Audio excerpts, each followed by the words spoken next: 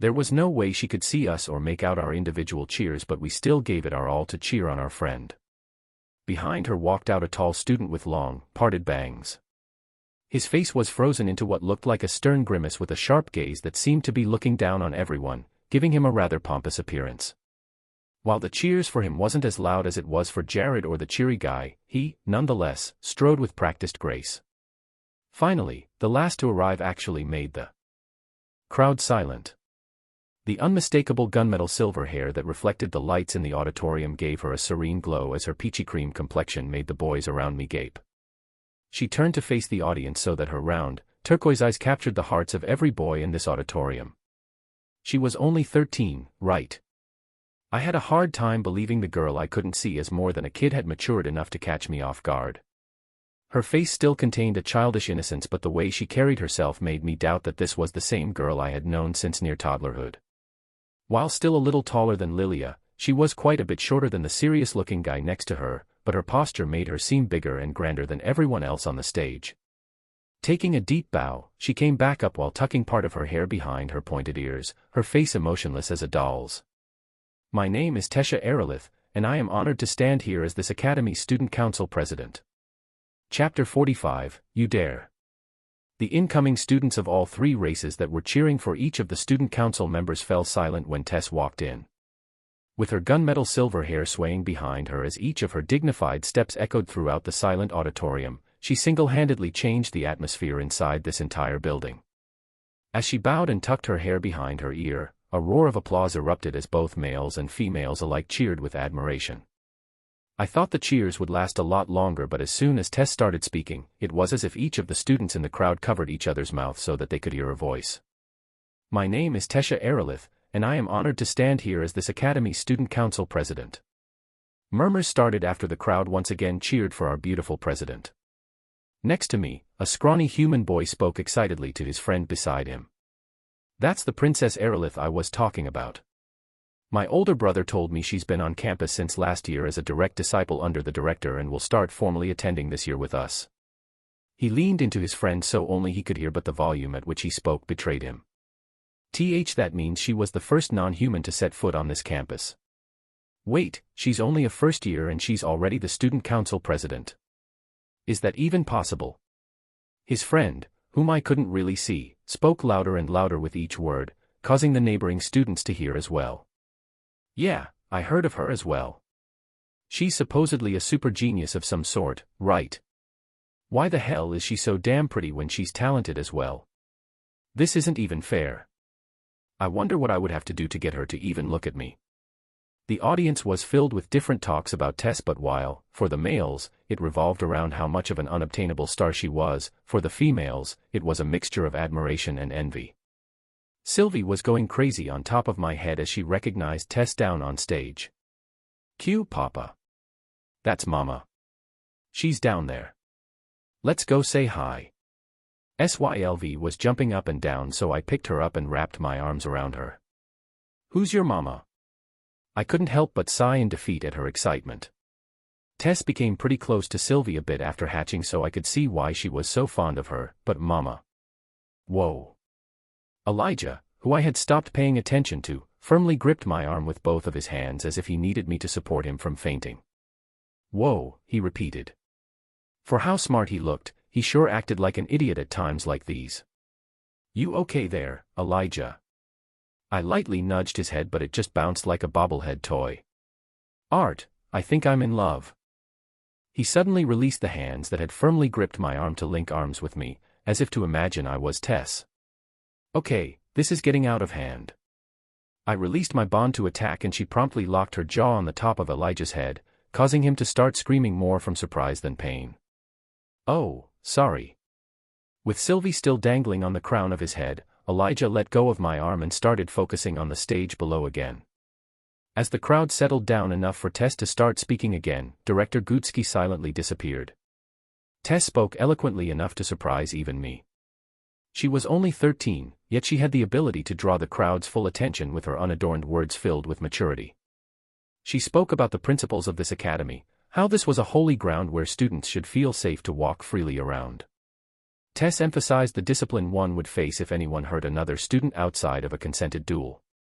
While I may be a first year as all of you are, having given the privilege to be inside the academy a year longer made it all too apparent to me that there is deeply embedded discrimination against the Scholar Mage students by the Battle Mage students. I, for one, will not tolerate any sort of aggression or bullying based on the trivial fact that one is a Scholar Mage student. Tess' voice never wavered as she stood behind the podium. The crowd grew a little noisy at this statement, as everyone present had heard rumors of the hardships one may face as a Scholar Mage student. Starting this year, while uniforms and the upper courses required may be different, for the first 2 years, general education, that contains a mixture of both Scholar Mage classes and Battle Mage classes will be mandatory, for better assimilation between the two different types of students. After the 2 years are up, one may choose to switch their education specialization by taking a test, although it will be quite a difficult one. This last statement drew in dissatisfied complaints from amongst the students in the crowd. While both Elijah and I didn't have to take a test due to my special connection with Director Gudsky, most students, regardless of background, had to test for either a Scholar Mage or Battle Mage position. To get in as a Scholar Mage, an incoming student only needed a basic foundation of magic, which was mana gathering. While they had to take a written exam to test their mental acuteness, the practical portion of the exam was much more simple. Battle Mage students, however, had a much stricter practical exam, and actually performed basic spells or techniques depending on whether they were a conjurer or augmenter. It may have seemed like a cakewalk for someone like Elijah, Tess, or me, but I admit it could be quite a challenge for someone who had just awakened. The tall, stern-looking student stepped up next, silencing the crowd with a wave of his hand. "My name is Clive Graves and I am your student vice president. As the president mentioned, this year contains many changes. Along with the assimilation and freedom to move between the two student types, there will also be no limit on how long a student can attend this academy. While in the past, the professors here pushed students to graduate after 4 years, it is becoming more and more apparent that many graduating mages' capabilities are becoming less than satisfactory. Therefore, the director has declared that instead of a time limit on graduating, in order to graduate from Xyrus Academy, one needs to fulfill a list of requirements and pass the graduation exam. While the conditions to graduate have become many folds harder, the time limit to graduate has increased to 10 years. In that time, we fervently hope to produce top-class mages in both theoretical and combat fields. We welcome everyone here, humans, elves, and dwarves alike, to this academy." Clive bowed, the rest of the student council following him. The last part of the announcement wasn't exactly news for any of us. It was announced quite recently though, which made me think that it had something to do with the new continent. Was this academy being used to produce higher quality mages in case of a future battle against the new continent? That's the firstborn son of the famous Graves family. "Make sure you don't get on his bad side," the boy next to me whispered, again, in a pointlessly loud volume. After finishing up the ceremony, all the new students were dismissed to their dorms. Filing out of the auditorium, my eyes unconsciously looked for Tess, but she was nowhere in sight. Outside, the trees arched over the marble walkways producing small showers of fall-colored leaves. The students were all excitedly chatting amongst their peers, getting to know new people. Walking deeper within the campus to where the dorms were, I saw a few female students pass by Elijah and I, doing a double take back at us and giggling with their friends. Elijah sighed. "I feel like I become significantly less better looking when I'm next to you." Elijah's shoulders hunched as we walked along side by side, Sylvie pitifully patting Elijah's head from on top of mine.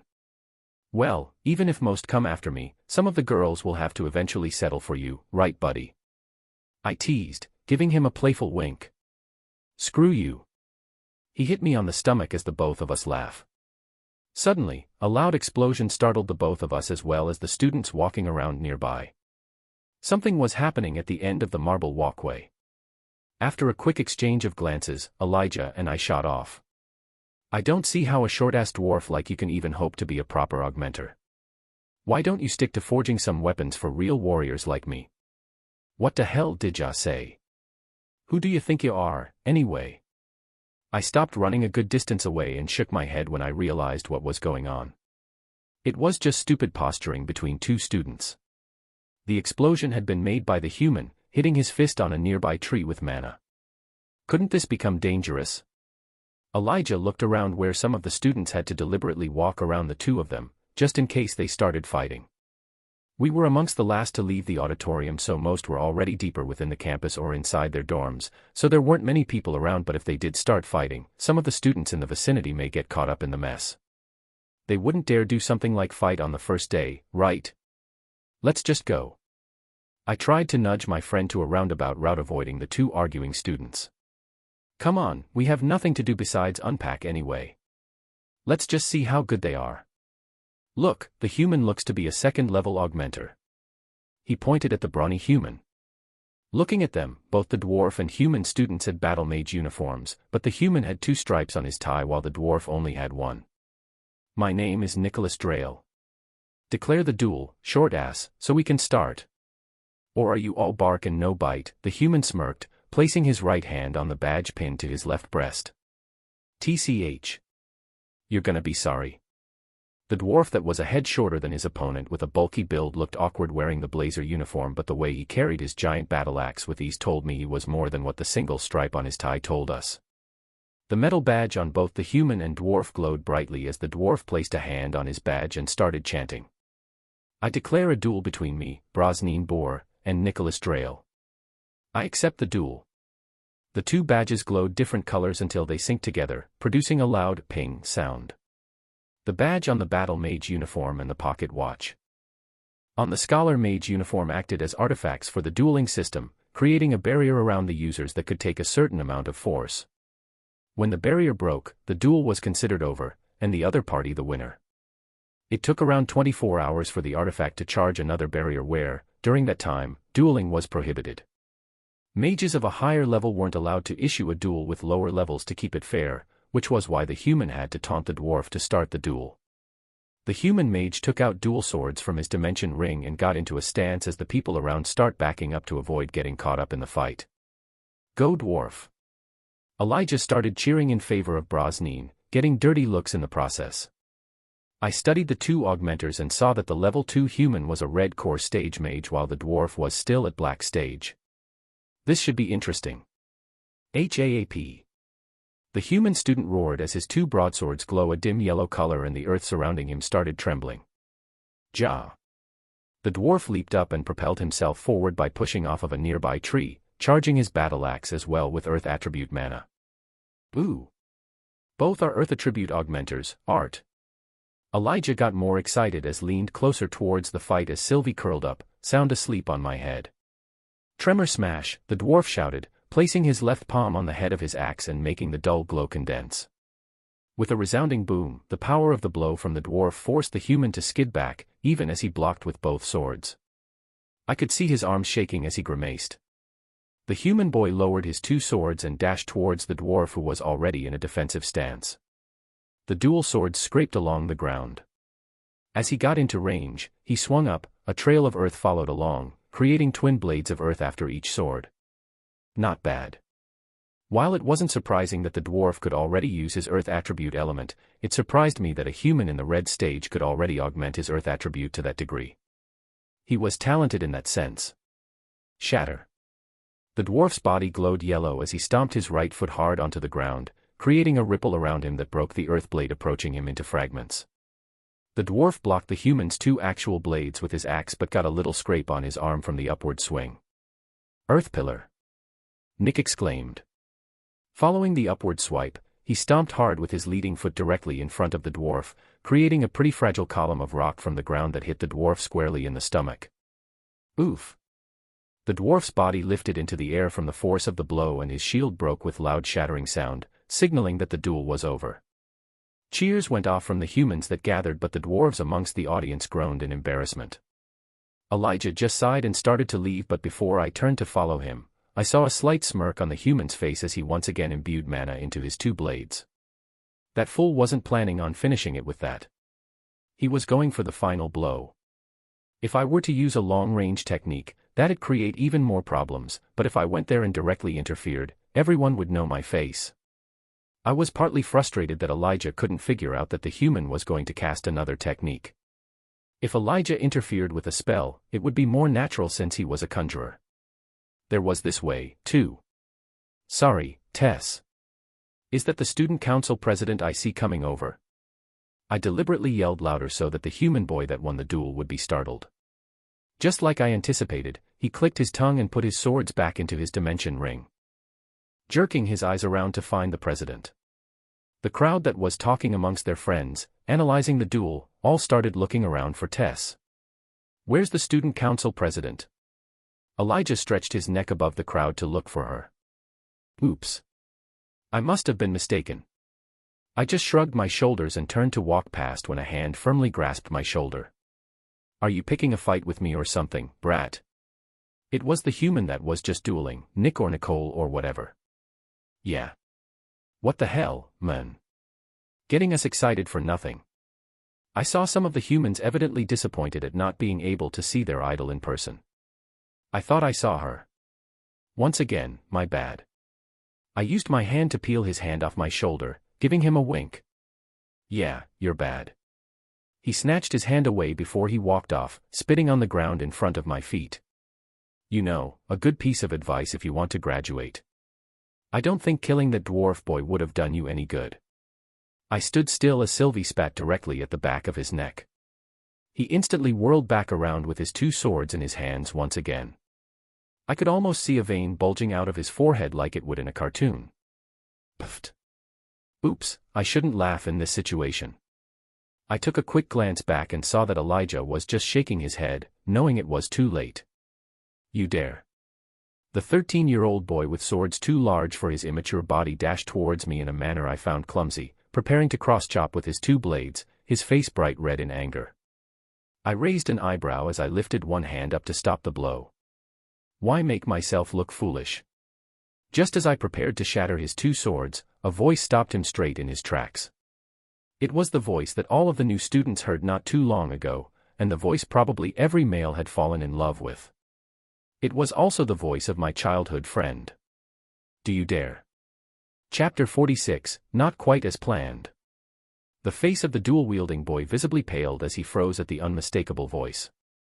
I turned to see that the whole student council was walking towards us through a gap created by the students. Taking calm but hurried strides in the front was Tess, her doll-like face expressionless. Behind her, I spotted Lilia, who gave me a worried look. My attacker immediately recalled his two blades into his dimension ring and gave a respectful bow towards them, sweat beading down his forehead. "What is going on, Arthur?" Jared is the one that spoke up, making everyone in the crowd raise an eyebrow in surprise. Looks like the scholar mage knows someone from the student council. No wonder he was acting so cocky just now. Puffed. Did you see him raise up his arm like he was going to stop the attack with his bare hands? I couldn't help but roll my eyes at the whispers from the crowd. Even for preteen children, I had expected them to be taught manners to some degree since they were all from influential families. No, nothing much happened, although you should go take a look at that dwarf student lying over there, Bosnian, I think that was his name. I pointed over to the tree where the dwarf was still groaning while clutching his stomach. Elijah walked towards me, hoping to distill the situation. "Hi, Lilia. Sorry, we ended up getting caught up in this little scuffle after the duel between them ended. No harm done." He gave a slight wave at her as he started talking while directing his words at Tess, her face still shrouded in a mask of apathy. "Still, this student was about to attack you when a duel wasn't even issued. This is a serious offense." Lilia stepped up, her gaze a bit sterner as she pulled out a small notebook and jotted something down. While Lilia, Jared, and Elijah were talking about what exactly happened, Tesh's piercing eyes drilled into me, as if she was expecting me to do something. Honestly, even with extended life experience, I have no confidence in what to do when it came to these situations. Did she want me to treat her respectfully as the student council president? Did she want me to treat her as a childhood friend? Did she want to keep our past relationship a secret as a whole? It's Mama. Sylvie cued on top of my head, and I had to firmly tell her to hold still and not go to her. Meanwhile, the crowd was getting more and more rowdy, the males doing the best they could to get a better look at Tess, hoping to ingrain her image into their memories to use in times of loneliness or longing. "You. I believed I asked you a question. Do you dare?" She took a step forward, her eyes boring down on the second-year student. I was thinking that the student was technically a level higher than Tess, but when I took a look at the ribbon that was tied neatly underneath her collar, it had two stripes as well. And no. Of course I would never dare break the rules like that. I simply wanted to scare the boy. I had planned to stop before my weapon would hit him. But seeing that I was still acting rashly, "I apologize," he said, shooting me a threatening glare as he bowed to Tess. "Leave." Her eyes continued to look down at him as he shuffled a good distance away before he turned around and ran out of sight, a few of the boys in the crowd following after him, most likely the ones that fanned the flame in this whole scuffle. "And you? Why are you starting a fight with a senior on the first day of school? You should know your place. No matter how rowdy he may have been, he is still your senior and he didn't break the rules when dueling with the other student. Furthermore, he is a battle mage student while you are a scholar mage student. Did you not pay attention to my speech about discrimination between the two sects of students here? Yet, you still chose to interfere, making these types of problems apparent on the first day." She knit her arms tightly as her stern gaze bore down on me, her face flushed with either anger or embarrassment, which of the two, I couldn't tell. "What?" My gaze narrowed as I asked, unsure if I heard her correctly. I took a step forward this time, and I could see Elijah's eyes widen in horror as he realized I was going to go past the point of no return. "Correct me if I'm wrong, but it seems to me like you're lecturing me based on a presumption you drew from the last 5 seconds of stumbling upon this situation. Are you really lecturing me, right now?" I took another step forward and I could see Tessa's once haughty face beginning to crumble. He was about to seriously injure or even kill that dwarf lying there right now, after the duel system broke. If I hadn't stopped that arrogant brat, you would have had to deal with a murder case, not an unregulated fight between two students, I continued, my voice coming out louder than I had wanted to. "I apologize for the trouble I've caused, Student Council President," I said icily, stunning everyone, including Tess. As soon as I turned around, a hard lump formed in my throat from the guilt. I had just mocked the students for their immaturity, but here I was, acting the same way. I had forgotten that Tess was just a 13-year-old girl, yet I had expected her to act in a way that even I couldn't. Elijah followed closely behind as I kept walking, my pride keeping me from turning back around. What a lovely reunion. Hold it, first. Year. Clive Graves ran towards me, grabbing me by the arm as he tried to spin me back around. "Were you raised in a cave? Are these the manners your mother taught you growing up? Do you even know who she is?" Holding firm, I stopped and looked at him over my shoulder. I knew from first glance that I would have never gotten along with him, but his words somehow had the power to irk me more than most fools. Was I raised in a cave? Was he seriously deprecating my mother? Let go. The malice dripping in my voice startled even Elijah as he instinctively took a step back. Clive immediately released my arm, jumping away as he guarded himself with mana. I took a quick glance at Tess and realized she'd fallen down, more from surprise than out of fear. There was a brief moment where I asked myself if I should help her back up, but as a crowd quickly formed around her to make sure she was okay, I simply let out a sigh and continued my way towards the dorm. Elijah trailed behind as gasps and startled murmurs resounded behind us. "President Tesha, please get back up. Are you okay? Who the hell was that? I think Treasurer Jared called him Arthur, right? Oh man, he is so screwed. He just told off the student council president of the academy." Elijah took a few hurried steps to catch up to me, eventually walking by my side. "You know what you just did, right? Man, you sure love attracting trouble, don't you? First the dungeon and now this." He shook his head but continued to follow me as he reassured me non-verbally that he'd remain by my side. I almost chuckled at the fact that no one knew my history with Tess until another wave of guilt twisted my insides. Maybe I was a bit too harsh on her. No, I was definitely too harsh on her. She's still just a little girl. I shouldn't have lost my patience just because she acted her age. As the guilt consumed my thoughts, I slapped my cheeks and decided to let nature take its course, because that was always the best course of action to take in a relationship. School should at least be this exciting, right? I comforted myself. I wasn't really mad at her, but for some reason, my patience had grown thin at that moment. I knew I should reconcile with her before it became too awkward, but I got the feeling that the timing was going to be an issue. Elijah and I had managed to make it to our dorm building without further trouble. There were 2 male dorms and 2 female dorms within the academy. The 2 set of dorms were separated by underclassmen and upperclassmen. Underclassmen were students that were still taking their general education classes. These students were then moved into the upperclassmen dorms after they'd finished their general education courses and had formally decided on what type of student they were going to be. The underclassmen dorms were simple, to say the least. It was clean and well kept but lackluster in terms of furniture or decorations. It was a warm beige-colored interior with stairs that went all the way up to the top floor, where each floor contained a narrow hallway lined with rooms. Room 394. We're here. Elijah unlocked the door by placing his palm on a round stone above the handle. It looked to be a simple artifact used to read basic mana signatures. As soon as he had opened the door, Sylvie bolted into the room, immediately making a nest out of one of the beds. The room wasn't nearly as fancy as the one in the Helstia Manor but had a very homey feel. Walking in, to our right were 2 closets and to our left was a small bathroom crammed with 2 adjacent sinks, a shower and toilet. 2 beds were placed side by side, separated by a nightstand placed against the left side of the wall while on the right side was a long drawer for folded clothes. The sleeping area and the studying area were divided by a wall that came up to our waist, with 3 elevated steps leading to an arrangement of desks and couches. The 2 desks were placed against walls opposite of each other so we would be seated facing away while studying.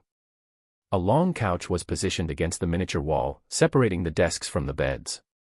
The far side of the wall was made almost entirely of glass, which instantly attracted me towards it. The view encompassed a big portion of the campus, which was currently a canvas of fall colors.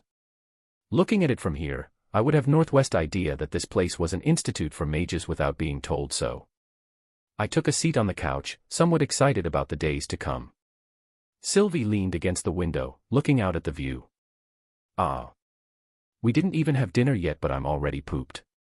I wonder whose fault that is. Elijah jumped on the far bed that was right behind the couch, the one that Sylvie hadn't claimed as hers.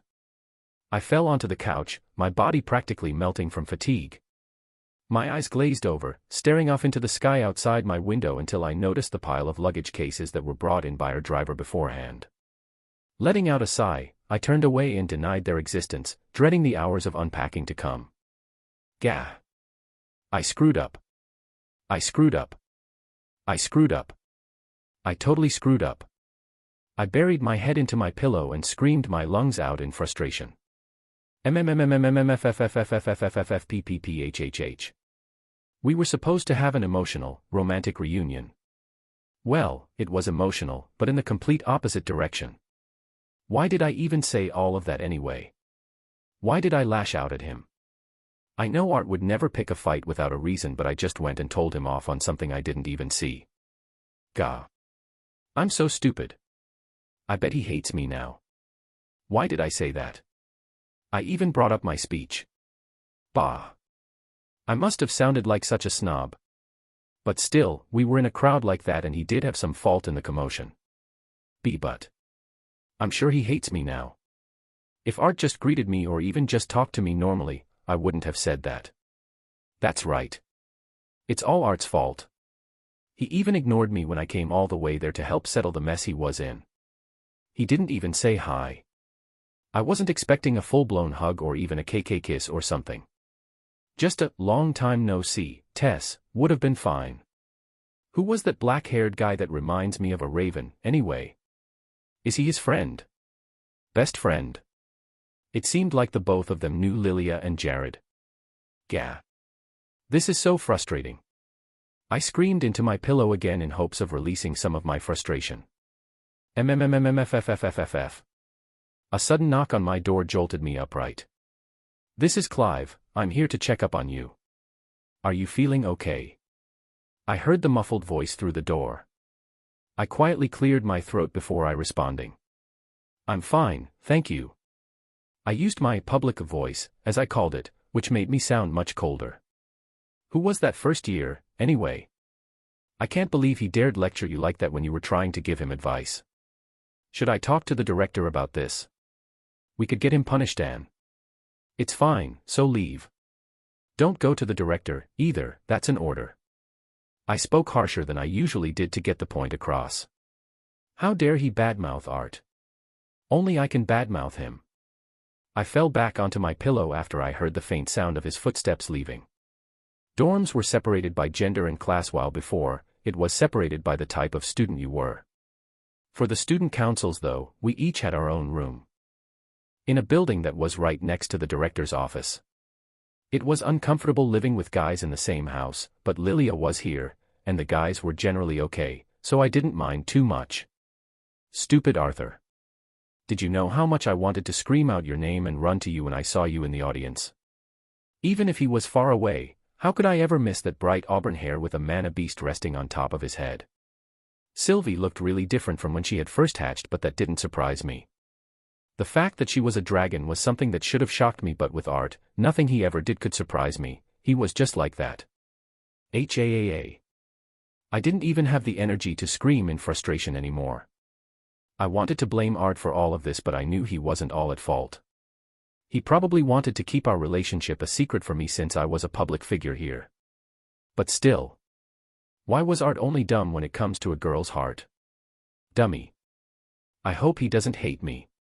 There were so many questions I wanted to ask him too. What has he been doing? How was his time as an adventurer? Did he get hurt anywhere? Did he miss me? Did he think of me at all these past 4 years? I wanted to brag to him how much stronger I'd gotten too. After directly training under the director, my skills as a conjurer improved by leaps and bounds. I would have trained under Grandpa, but it wasn't the best idea because he was an augmenter, which limited what he could teach me. He taught me the basics of mana manipulation, but as far as going down the route of a conjurer, the director knew a lot more. She was also familiar with the differences in elves and humans, which helped her train me specifically. Grandpa knew I had great potential because, when I first awakened, I created an implosion that blew up my entire room and part of the downstairs kitchen. That was back when Art used to live with us. That was when I had to wake him up every day too. I sniffled. Oh no. I shouldn't start crying. Art wouldn't hate me just for that, would he? I should just clear things up with him and apologize. He wouldn't ignore me, right? Curse his ignorance and insensitivity towards the female heart. I watched idly as Sylv took a nap beside me on the couch, her tiny body heaving up and down with each tiny breath. It's not like you to explode like that all of a sudden though, Art. It would have made more sense for you to just ignore her and walk off, right? Elijah was still lying down in his bed, his hand propping his head up as he faced me. Well, I admit I shouldn't have exploded, but I couldn't help. We both turned our heads to the door when 2 brisk knocks interrupted our conversation. That's strange, who would want to see us on the first day? Maybe our neighbors are just saying hello. Elijah got up to answer the door. Who is? After a brief silence, I turned to see Elijah frozen still. Getting up to see what was going on, I saw Director Gutsky standing nonchalantly at the door, smiling at me. Good evening, Arthur. Elijah. May I come in? Chapter 47, Wiser Than the Wise. DD Director Gutsky. It's an honor to meet you in person. Elijah gave a forceful bow that looked almost comedic towards the ever-graceful Cynthia Gutsky. He lifted his head back up too quickly, almost dropping his glasses in the process while the director gave a polite smile, the crow's feet around her eyes adding to her charm. Please come in, Director Gutsky. Elijah, stop blocking the doorway. I pulled out the chair from my desk, motioning for the director to take a seat on the sofa. I told you to call me Cynthia. She pouted as she almost floated past Elijah and took a seat on the couch, the door closing on its own. The amount of harmony she had with the wind element continued to amaze me, as the air around her almost seemed to bend to her will without even a command. I don't think it would be wise of a 12-year-old with no background to be on a first-name basis with the director of the most prestigious academy in this continent. I chuckled as I took a seat on my desk chair while she sat cross-legged on the couch cushion, her back straight and proper. My, your bond has changed a lot in appearance since the last time we met. Intriguing. Cynthia tried to hold Sylvie, who was curled on the couch, but she hopped out of her reach and nestled herself on top of my head. Haha, as shy as before, I see. She gave Sylvie one last studying look before turning her gaze to me. How peculiar. I seem to only sense wind and earth attribute mana inside of you. Are you, by chance, using a seal? She tilted her head to the side while Elijah stood ramrod straight behind her, as if in front of a commanding officer in war. I lifted my left arm to reveal my bracelet with 2 charms dangling on it to answer her question. Can't say I'm not disappointed. I was hoping to go around flaunting you as my little protege, but I guess even a dual elemental augmenter is rare enough to do so. Though you becoming a scholar mage student was something that I definitely expected. She let out a soft chuckle. I was planning on paying a visit to your office to update you on some things, but it saves me the trouble with you coming here, I guess. I've probably made an enemy from a not-so-friendly family while I was an adventurer, so I don't want to give him any reasons to suspect me, at least not right now. I leaned back in my chair, studying the 2 charms attached to my bracelet.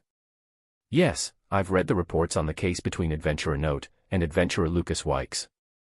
Quite a troublesome foe you've managed to procure.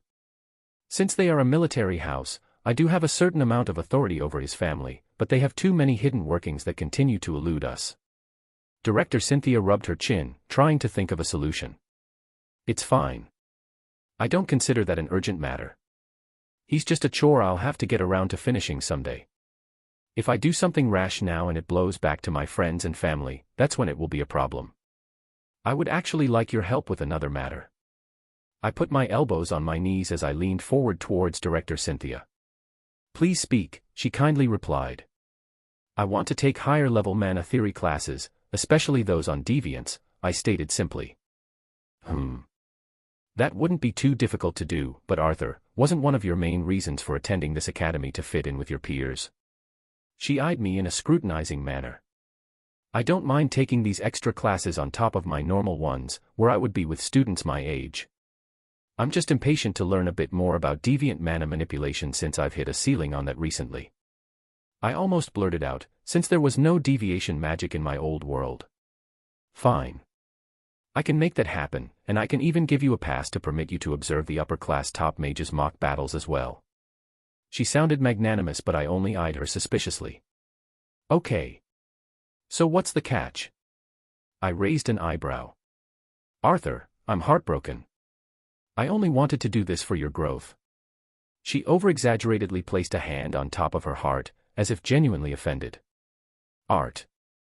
You're being rude to the director. Elijah looked a little panicked, as he couldn't see the director's facial expression as she did this. I smiled at her, waiting silently for an answer. Gudsky sighed. Very well. Of course I believe it's only fair to receive some compensation for doing these kinds of favors for you, she caved in, baffling Elijah. I hope you don't say something absurd like joining the student council. I shook my head. I heard of your little bout with the princess earlier, she laughed as my face turned a bit red in embarrassment. I didn't expect the ever-calm and composed Arthur Lewin to explode like that. I guess Princess Aerolith is a bit special. She was still snickering at my embarrassment. Wait, what does she mean by that, Art? Elijah walked towards us so he could see the both of us now, although he remained standing out of respect towards Cynthia. Before the director answered, she looked to me to see if I was okay with it. After giving her an unconcerned shrug, she told Elijah. Your best friend also happens to be the childhood friend of our lovely student council president. The director's lips curled up into a sly grin, as if she was just a teenager telling some rich gossip. I was a little worried that Elijah's jaw might unhinge by how much his face slacked. I could see a mixture of emotions, from shock to betrayal to envy, all in his face. How? When? What? He couldn't produce complete sentences as he tried to wrap his head around the whole situation. Ignoring him, I turned back to Cynthia. How did you find out, anyway? I asked, curious. I'm not surprised that you know, but it shouldn't be something you could just randomly stumble upon either. Haha, about that. Virion Aerolith happens to be an old acquaintance of mine. I didn't tell anyone else, but I did excitedly mention to him that my academy would be receiving a gifted quadrelemental mage in a couple of years. He and I were quite competitive since way back, but he took the news quite calmly, which made me suspicious. However, I didn't find out until I took in his granddaughter as my disciple. Do you know the first thing she said when I took her in? I could tell she was trying to hold in her laughter, but why? I just shook my head in defeat, my face becoming even a deeper shade of red. When is Arthur Lewin going to start attending this school? Director Cynthia said in a high-pitched voice, attributable to a younger Tess. For how grand and mysterious she might seem to everyone else, here she was, laughing like a preteen, taking joy in my embarrassment. What? Art. How do you know her? I could tell that Elijah practically wanted to choke the answers out of me but was holding it in since the director was still here. Although, she probably wouldn't have minded. Eventually, I pieced 2 and 2 together. Really, being trained by Virion, I feel somewhat betrayed, Arthur. She put on a pouting face again. By this time, Elijah had just sunk into his desk chair, giving up, done with life. I don't mean to intrude in on your love life, but she thinks very highly of you, Arthur. I'm sure she didn't mean to come across as the way she did earlier. My training regimen is not easy and the few that have tried before her have failed. The reason she is able to keep up and continue to train under me is because of her desire to catch up to you, Arthur. Even you must realize that you acted quite immaturely back there. She caught me off guard, suddenly scolding me like a disappointed mother. Yeah. I know how dumb I acted there as well, no need to remind me. I sighed, leaning further back into my seat. You will make up with her soon, right? I'd hate to see my disciple disheartened while she trains. She smiled at me gently before continuing. What I want from you is not to be in the student council, but actually be a part of a committee that is going to start this year. The disciplinary committee. I knew she would want me to do something like this. Forget it. I don't need the theory classes. I'll just teach myself from the books in the library. I shook my head. The books on deviance aren't accessible to underclassmen, and even for upperclassmen, you need to show that you are a deviant, something you can't do right now, right? She calmly refuted my plans. Being part of this disciplinary committee or whatever, how does that make sense? I'm a new student that's in this academy as a scholar mage, what would the other members think, anyway? I tried to reason. While they might not agree at first, with some time, I believe you will be more than capable of changing their minds, even with your self-placed handicap. Director Gutsky threw in a playful wink, seemingly dead set on going through with this. Arthur, unlike the student council members that are chosen on a broader criteria, the disciplinary committee will be strictly based on strength. Your responsibilities won't nearly be as much as the student council, and being in the disciplinary committee will give you the chance to work with students, some of which are also deviants, that are all strong in their own fields. Her arguments were getting stronger. You mentioned that the disciplinary committee members are based on strength. Before I finished my sentence, she cut me off. No, Lucas Wykes will not be on the disciplinary committee if that is what you are curious about. Arthur, this opportunity is something that other students would take as an honor. I insist on you taking it. She leaned in, her face a bit more serious now. My head bent down as I thought things over. On top of regular and extra classes, I would have to do committee work, putting a big strain on my individual training time, which I was still figuring out where to do in secret. As if she read my mind, she threw out her final offer. Since the amount of work may be a bit too much on top of class and independent study, how about I offer you access to a private training facility where you won't need to worry about anyone intruding? She pointed at my bracelet. Please, Arthur, I really feel like this could be a good deal for the both of us in the long run. Her face softened a bit as she showed sincerity. I started thinking about how being in the disciplinary committee would fit into my plans, and finding no particular detriment in agreeing to this, I answered. Fine, I'll agree to be a part of the disciplinary committee. My shoulders loosened as I let out a sigh. Good. Since classes start tomorrow, I will give your new schedule to your first period professor. Here is your new uniform I prepared in the case of good news. The knife is just meant to be the symbol of the disciplinary committee, but it is quite expensive, so do take care not to lose it. She gave me a wink as she threw me a tailored uniform with a sheathed knife and strap. It irritated me that she already had this prepared before she came in, even if it was just in case. It dawned on me that even with my previous life and this life put together, both Grandpa Virion and Director Gutsky would still be older than me. After all, I only lived until my late 30s, around where I was getting past my prime as a duelist. I'd been so caught up in the fact that I had 2 lives that it didn't occur to me that there were still people here that were older. Of course, I still had the advantage over traditional mages here because where I came from, the magic usage was a lot more advanced. The advantage that the older mages from this world had, however, was that they were used to the amount of mana in the atmosphere here and had mastered it to a certain degree. I guess even with 2 lives, there was still bound to be someone wiser. I involuntarily shook the thoughts out of my head, causing Director Gutsky to tilt her head in curiosity.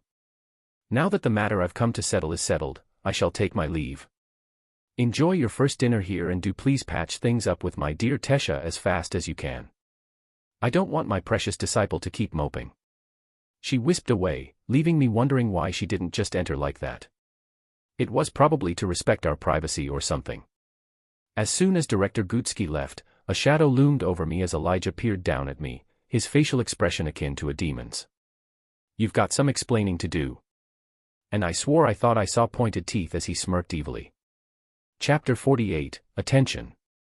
I couldn't help but pat Elijah on the shoulder, as it looked like his soul was about to escape from his mouth. There were shadows underneath his lifeless eyes, his sunken cheeks making him look like a hollow skeleton. There.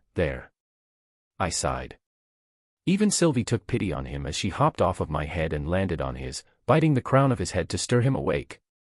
His ghastly eyes bore into me as he turned his head. Not fair, he mumbled. What? I leaned in closer to better hear what he was whispering. He leaned in closer to me, his lips almost touching my ears. It's not fair, God damn it. Ah. I jumped in surprise as my ears start ringing. What the hell? Don't shout in my ear. I stirred my pinky inside my ear canal to wipe away the stray spit that had been launched inside by my bitter friend. Looks, talent, and even luck with girls. Why do you have everything? He placed both of his hands on my arm, a concentrated expression across his face. Confused by this seemingly random action, I asked, what are you doing? Trying to see if I can absorb some of your Arthurness, he mumbled, still concentrating. Are you dumb? I shook my head, waving his hands off of me. On our way to the dining hall a bit down from the dorms, I explained briefly to Elijah how I met Tess. He really hated how I called her that, inside the forest of Elshire. The whole time I was telling him the story, from living inside the kingdom of Elenoir's castle with Tess to learning mana manipulation from her grandfather, I could almost see my words pierce through him as his life slowly drained from him. Do you know how attractive dwarves are, Art? He leaned in a bit too close for comfort while the both of us kept walking. How much? I peeled my head back from my overly emotional companion. Not at all, he said matter-of-factly. The sense of beauty that dwarves hold is the complete opposite of humans, Art. I may have been raised in their kingdom, but there will never come a day when I can empathize with their definition of attractive. I laughed, unable to wrap my head around what an attractive female would look like to the dwarves, but I asked anyway. Haha. Elaborate for me how devastating your life was. When I turned 8, my grandfather, the elder who took care of me, introduced me to whom he hoped would be my future wife. The whole week prior, he was going on and on about how beautiful and elegant she was. When she showed up, I swear I thought I was looking at a man, Art. His body shivered from the thought of recalling his past nightmare. Her name was Helgarth, and I swear she made me fear for my chastity. Her square jaw, her trunk-like, veiny limbs, her long, thick nose, she had a stubble on her upper lip, Art. She had facial hair at the age of 9, Art. Elijah was shaking. Me at this point, as I couldn't stop laughing. Okay, I get it. You were a very deprived young boy who started going through puberty much too early for his age. I shrugged with my palms up while trying to calm my fit of laughter. You spend your childhood filled with masculine women who go around showing off their bulging arms and see how you turn out when you see normal girls. He shook his head, returning back to his lifeless self. Well. You are in the most prestigious school as a battle mage student, and you're probably at least a full stage ahead of anyone in our class, so just show off your skills. You're bound to land someone, somehow, I said, optimistically. Your pity is literally hurting me. He sighed, making the both of us laugh. I personally like your new uniform better, Elijah mentioned as he studied me. It makes you seem more strong and unapproachable somehow. He nodded in agreement at his own statement. The new uniform I received from Director Cynthia wasn't too different in terms of looks from my Scholar Mage uniform. It was composed of a white dress shirt with a single black stripe on the mid-arm above the elbows, and a light gray vest. Both the new vest and dark gray pants were made from a different material though, with special engravings on the inside that made me suspect that it had protecting qualities to it. In place of my pocket watch on the breast pocket, however, was a strap that went across my chest and snugged in around my shoulder, holding my sheathed, silver knife over my heart. A gold string replaced the red string that I had tied around, underneath my collar, giving my whole attire a more royal look. I looked down and let out a sigh. I had to admit that the uniform did look good, but I didn't like gaudy clothes like this. There was also an outerwear piece that I was supposed to receive later when it was properly fitted for me. "So, what are you going to do about the disciplinary committee?" Elijah asked me a bit more seriously. I tilted my head, not knowing what he was implying. "What do you mean?" Shrugging his shoulders, he looked forward, realizing we were almost at the dining hall. "I mean, I know you're already part of this new committee and all, but are you going to really take it seriously and stuff? It sounds like a lot of work." "True. The director wanted me to be a part of this new committee but didn't really specify what exactly I had to do. I'll try my best. I might as well give it my all since I've decided on going through with it, right? Besides, Ellie is going to be attending this academy in a few years. I need to do my best to pave a path for her so when she does come, it'll be easier on her." I opened the door, welcomed by the students' indistinguishable conversations and the hearty aroma of meat and herbs. As the both of us stepped in, the hall turned quiet and I could feel the stares of the students as they studied us. Ignoring the glares and the occasional curious glances, we made our way into the line and got our food, situating ourselves in a back corner. "Looks like you're already popular, Art." Elijah smirked as he picked up a piece of roasted meat with his fork. "What can I say?" I gave an arrogant hair flip and the both of us started laughing. "Ah. Don't forget that we have the club rush tomorrow morning," Elijah said, his mouth full of meat. I let out a sigh at this. "Oh yeah. I have to go to the auditorium pretty early tomorrow. The disciplinary committee is being officially announced before the club rush starts tomorrow." I played around a bit with my vegetables before trying to give them to Sylvie, who promptly rejected them. Director Cynthia had left me a note with a couple instructions along with the new uniform. "That means you're going to meet the rest of the disciplinary committee." "How exciting. Wake me up before you leave then." "Will do." I picked up a piece of roasted meat for myself but Sylvie stole it before it reached my mouth. We conversed about the clubs Elijah should join and the classes we had. As it turned out, the disciplinary committee met every morning, which irked me. Looks like I'll finally break my poor sleeping habits. Besides that, my daily class schedule consisted of fundamentals of mana theory, practical mana manipulation, and basics of artificing. After lunch was when my upper division classes would start. Those classes were Deviant Magic Theory I, Team Fighting Mechanics I, and Spell Formations I. During the fall semester, there were a lot more upper division classes for Battle Mage students while the spring semester classes consisted of a wider variety for Scholar Mage students. Most students only took 3 to 4 classes a semester but I was essentially loaded with double the classes, my last class ending at 7 in the evening, not leaving me any time for clubs. As for Elijah, we only had fundamentals of mana theory together, his other classes comprised of basic chain casting and mana utilization I. Clubs geared towards upper division students met before lunch, since their classes were all in the evening, and vice versa for underclassmen. Maybe I should join a hand-to-hand fighting club. I heard that more and more conjurers are trying to become at least a bit adept at close-range fighting, just in case, he pondered while shoving another piece of meat into his mouth. Yeah, I heard that from my father. He's been telling me that there are some conjurers that wants to be recruited to learn close-ranging fighting, though I don't exactly know how that'd work. I wondered why I didn't feel full even when my plate was empty, but then I realized that I'd barely eaten any of the meat thanks to Sylvie, who was now queuing in satisfaction on top of my head. During our meal, the both of us could tell that people were conversing about us, with looks being shot every now and then from random people. However, none of them actually came up to us until now. A group of students, all with Battle Mage uniforms, walked up to our table, completely ignoring my existence. The leader of the group, a tall male with wavy brown hair that was parted in the middle, stuck his hand out to Elijah. "My name is Charles Ravenper II, born from the famous Ravenper family. I'm sure you've heard of it, right? I couldn't help but notice you spending time with someone beneath you. I'm being especially courteous today in letting you be in our group." His chin stuck out, confident that Elijah would take his hand. "You should be honored to be part of the Ravenper group, one of the groupies echoed in the back. The Raven Poop family? Never heard of a family named after a bird's feces. Have you, Art? Elijah looked at me with a very clueless look, making me laugh through my nose. No, but I'd be very embarrassed to be in family like the Raven Poop, even if I did know of them. I tried to hide my smile as I played along in this immature exchange. Some of the students nearby who were listening in on our conversation started snickering. Why you? How dare you mock a prestigious family like the Raven Por house? Charles slammed his fist on our table, emphasizing his house name, which made them laugh even more. I am a second-class student that should be shown respect.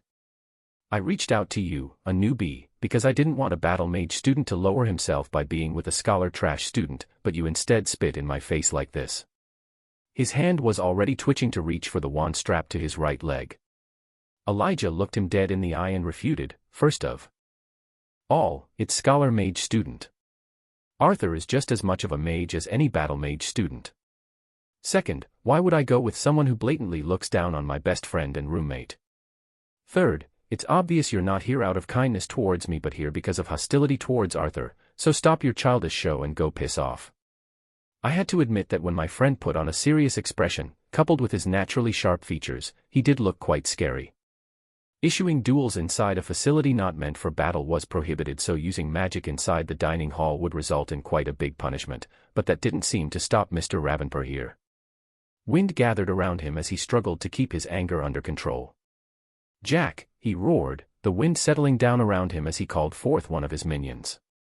A boy that had a face that looked around 13 but a body that looked too big for his age stepped up from the back. Show these brats how things work around here, he growled, stepping back. Jack looked a little hesitant but Charles barked that he'd be properly compensated, making Jack reveal a wicked grin as he fit a clawed gauntlet over his fists. Sucks for you, he simply smirked, cracking his neck before splitting the table in half.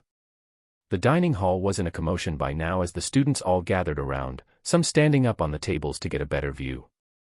Elijah protected his face in surprise as the table split into pieces but I remained unfazed, my legs crossed as I took a sip from the water cup I was holding, while even Sylvie had fallen asleep. Are you crazy? This is a dining facility. Elijah shouted as he stood up to face Jack, who cracked his clawed fists. Don't matter. Boss is going to take care of everything anyway. Keep your teeth clenched now. He smirked as his right fist glowed with non-attribute mana. He was a second-class student as well by the 2 stripes on his black tie, but even without an attribute, his core was still dark orange, which, for his age, was pretty damn good. Elijah's right hand glowed, his 2 rings a dim yellow as he prepared a spell, but I'd already noticed that Jack's pitiful killing intent was directed towards me, not my friend. I didn't even look up and prepared to settle this quickly, but once again, before I got the chance to do anything, vines shot out from the ground and wrapped tightly around Jack. Chapter 49, Reminisce. It only took a couple of moments for the vines to completely encase Jack. As he struggled to break free, the vines twisted tighter, turning his face into an ugly shade of purple. While most were confused, Charles seemed to know exactly what was going on as his face paled and he immediately stepped away from the commotion he'd created. Elijah was a bit surprised as well, his head turning left and right to see who used the spell, but the person responsible had yet to show herself. Standing up, I faced the suffocating Jack, who'd given up his struggle against the vines. The atmosphere in the dining hall turned tense as everyone stayed silent, waiting for the perpetrator of the spell to show up. Giving Elijah a meaningful glance, I silently lifted my arm, placing my palm on the vines as I released the spell. Holding back on the amount of mana I used, I willed a sharp gale of wind from my palm. Torrent. The Ravenper groupies behind Jack covered themselves against the sharp gale as they got caught in the attack as well. With the spell, I so graciously freed Jack from the vines that were choking him, but in the process, shredded his clothes as well, leaving him the same way he came out from his unfortunate mother's womb. Jack plopped to his knees, coughing and gasping for air. Without either a word or a change in expression, I turned and walked towards Charles, who was still trying to discreetly make his way out of the dining hall. He was by the wall, almost in front of the main doors, when I unsheathed the disciplinary committee knife I received from the director, imbued wind mana into it, and threw it. The knife cut through the air and pierced through his blazer, pinning him against the wall. What the hell? He yelped as I came face to face with him. Maybe it's just me, but I find it pathetic when brats like you who come from noble families beat your chest for something that you never even earned. Before bragging about how powerful your family is, be competent enough to at least not embarrass them. I pulled out the knife he was struggling to remove in one swift swipe and left through the door, not looking back. The brisk autumn air greeted me as I closed the door, my breath becoming visible in a cloud in front of me. It's Mama. Sylvie's head shot up from atop my head. I ignored my bond, looking up at the night sky illuminated by countless stars as I spoke out loud. You know, you could have killed him if I didn't disrupt the spell. Just a few meters away to my left, the familiar voice responded. I was going to cancel it once he passed out. Besides, I know you were going to handle it. Oh, now you leave it up to me. What stopped you from doing the same this morning after the ceremony? I snickered. I walked toward the figure that was leaning against the wall of the building, her face and other recognizable features masked by the shadow of the starry night. By her silence, I could already picture what sort of troubled expression she had on her face. I stood in front of the figure, close enough to see her face, but she was looking down so I could only see the crown of her silvery gunmetal hair that seemed to shimmer in the moonlight. Ahem, I awkwardly coughed, covering my mouth with a fist. The silence between us felt like an eternity. Finally, she glanced up, revealing her face as she fiddled with her hands behind her back. I'm sore, ow. The awkward atmosphere surrounding us instantly dissipated as we headbutted each other in our attempts to bow an apology at the same time. I couldn't help but burst into laughter as I rubbed my throbbing head. I think I heard my skull crack just now. Shut up. Tess massaged her head too as she continued to look down. Her shoulders began trembling and I heard a sniffle. I squatted down so I could see my childhood friend's face. Tess. Are you crying? I teased, gently wiping her tears with the inside of my sleeve. It's because it hurts. She sniffed, her eyes continuing to avoid mine as she let me wipe her face. Did it hurt that much? I softened my voice as I stood back up, gently patting the place where my head hit her. Yes. It hurt a lot. Smacking my hand away, she buried her face in my chest, wrapping her arms around my waist as she began crying. The seconds seemed to elongate as I felt her body tremble from her erratic breaths and hiccups. I looked back at the night sky, feeling my face burn as I clumsily returned her hug. I thought you hated me. I could barely make out what she was muffling with her face still buried in my chest in between her sniffling. Even if there are times when I get mad at you, I would never hate you, Tess, I said gently. I don't want that. Don't want what? I don't want you to get mad at me either, she mumbled into my chest. Well, this time, I was in the wrong. I shouldn't have lashed out at you like that. I suddenly realized that I didn't really treat Tess like everyone else. While I didn't feel a reason to get mad over most people, besides my family and Elijah, Tess was probably the only one capable of making me act genuinely, even if that was sometimes immature. No. I was wrong too. I shouldn't have called you out like that in front of all of those people. BBBT, it was because I have to be the strict student council president in front of everyone, you know. Her face looked desperate as she finally looked up, her concerned eyes red and a little puffy from crying. Art. You should have seen everyone's faces after you, oh my heavens. Elijah, who only saw the shaded outline of my back, came running towards me, until he spotted who I was with. Realizing that Tess was still wrapped tightly around me, I couldn't help but give him an embarrassed look. I'll see you be back at our dorm. He stammered out before darting off, nearly tripping over his own feet. Ha ha. Tess, I think it's about time you let go of me. I smiled as I watched her face turn crimson. Oh, right. She immediately let go of me, taking a step back as her gaze shifted down, too embarrassed to look at me. I couldn't help but let out a soft laugh at how my childhood friend really hadn't changed. Do you want to take a little walk with me? I gave her a smile as Sylvie jumped off from the top of my head and into her arms. Q. Long time no see, Mama. Each of his steps were light and confident, as if always certain of his direction and purpose. Was it the way he walked? Those eyes that looked calm and poised, yet still a little playful. Was it his gaze? The way it glowed even when it was this dark outside. Was it his smile? What made me this stupidly attracted to him? He's just another boy. Another, rather talented, rather well-mannered and slightly better-looking boy. That was it. What was it about him that made me become so foolish around him, and why did I keep doing things to embarrass myself in front of him? I unconsciously let out a defeated sigh. Is something wrong? He looked at me with concern, his gentle voice sending shivers go down my spine. And no. Nothing's wrong, ha. I felt my face turning red again, so I started petting Sylvie faster as a distraction. Gosh dang it. I could feel his eyes studying me as we walked along the marble path, the only source of light from the moon, peeking between the trees that arched the walkway. The last time we had met, earlier today, we barely spent a few seconds together before things got bad, so it had really been almost 4 years since we'd last seen each other. I would have stared at him too, but I knew I was going to turn bright red, so I just kept my gaze down. I wondered if he looked at any other girl like this. I wanted his attention all to myself, just like now. I stopped myself before I sighed out loud again.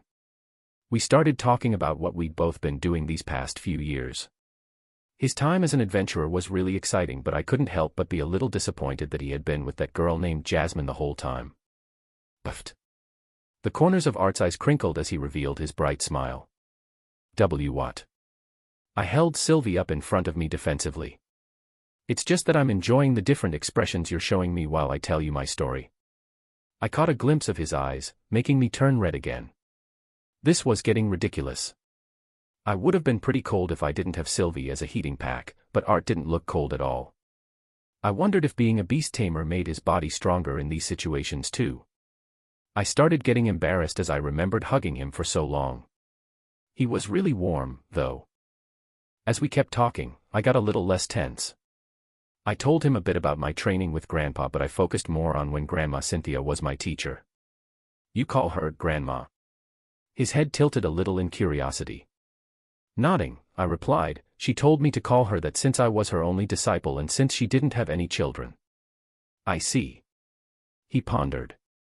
I continued on about the strict training I had to go through and how it was hard for my plant attribute magic to improve because of the lack of reliable teachers. Although there weren't any other races that could manipulate plant attribute mana, even amongst elves, there were very few people that were adequate in plant magic.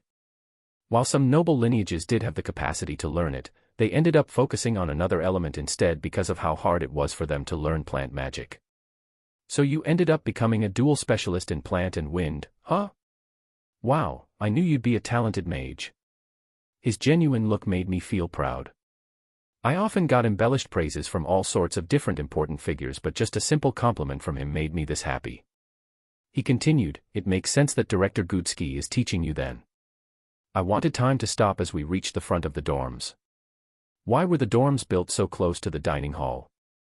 It should have been on the other side of the school. We should both get some sleep.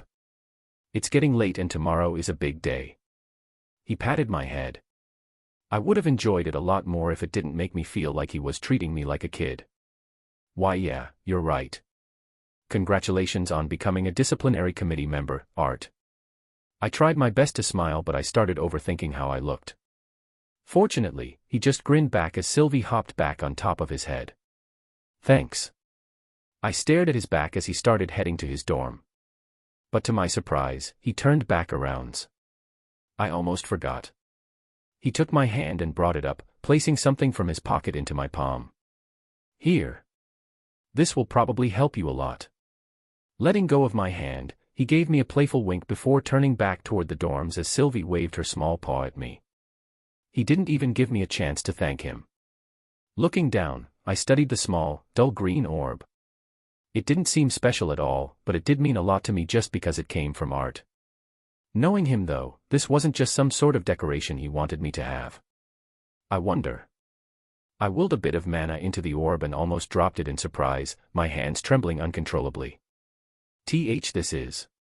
Papa, you're really happy. Is it because you made up with Mama? Sylvie teased me as I walked up the stairs and back to my dorm room. Can it, SYLV? And can you stop calling her Mama? I pinched my dragon bond's ear, making her squirm. Room 394. Finally. Tesha and I had been walking pretty slowly and had stopped in between while we talked, so it was pretty late at the night. I opened the door carefully, just in case Elijah was asleep,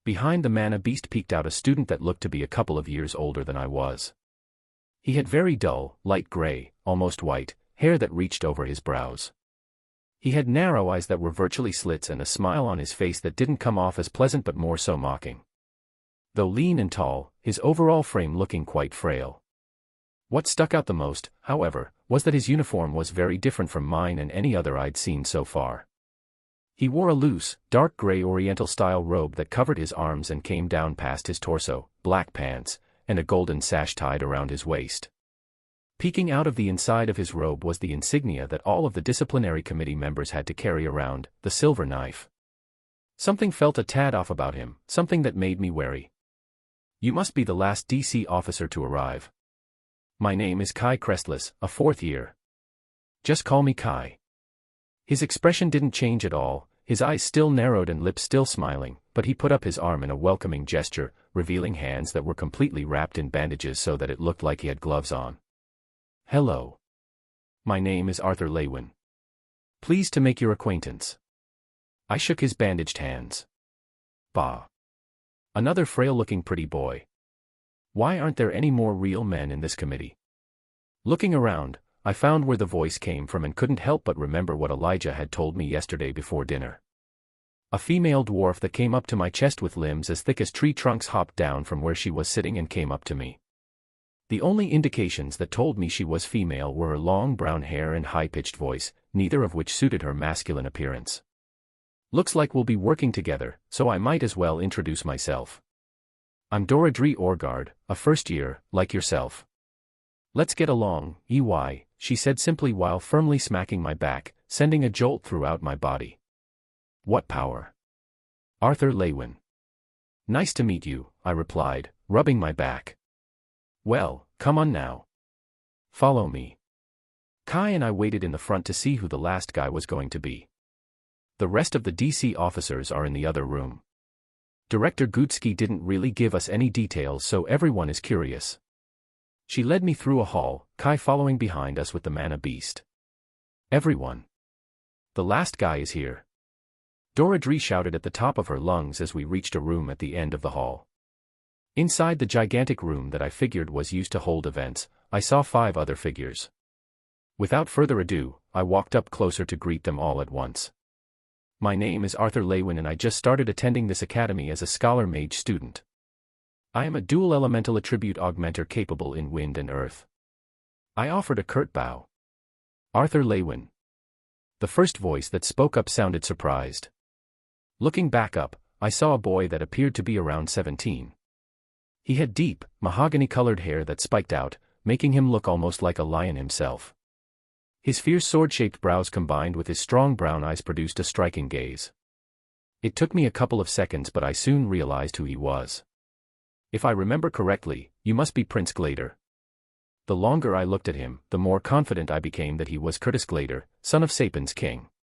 I can hardly call myself a prince now ever since the 3 kings and queens dismissed their titles and became the council. "Just call me Curtis." He spoke very charismatically, his deep voice carrying a certain depth.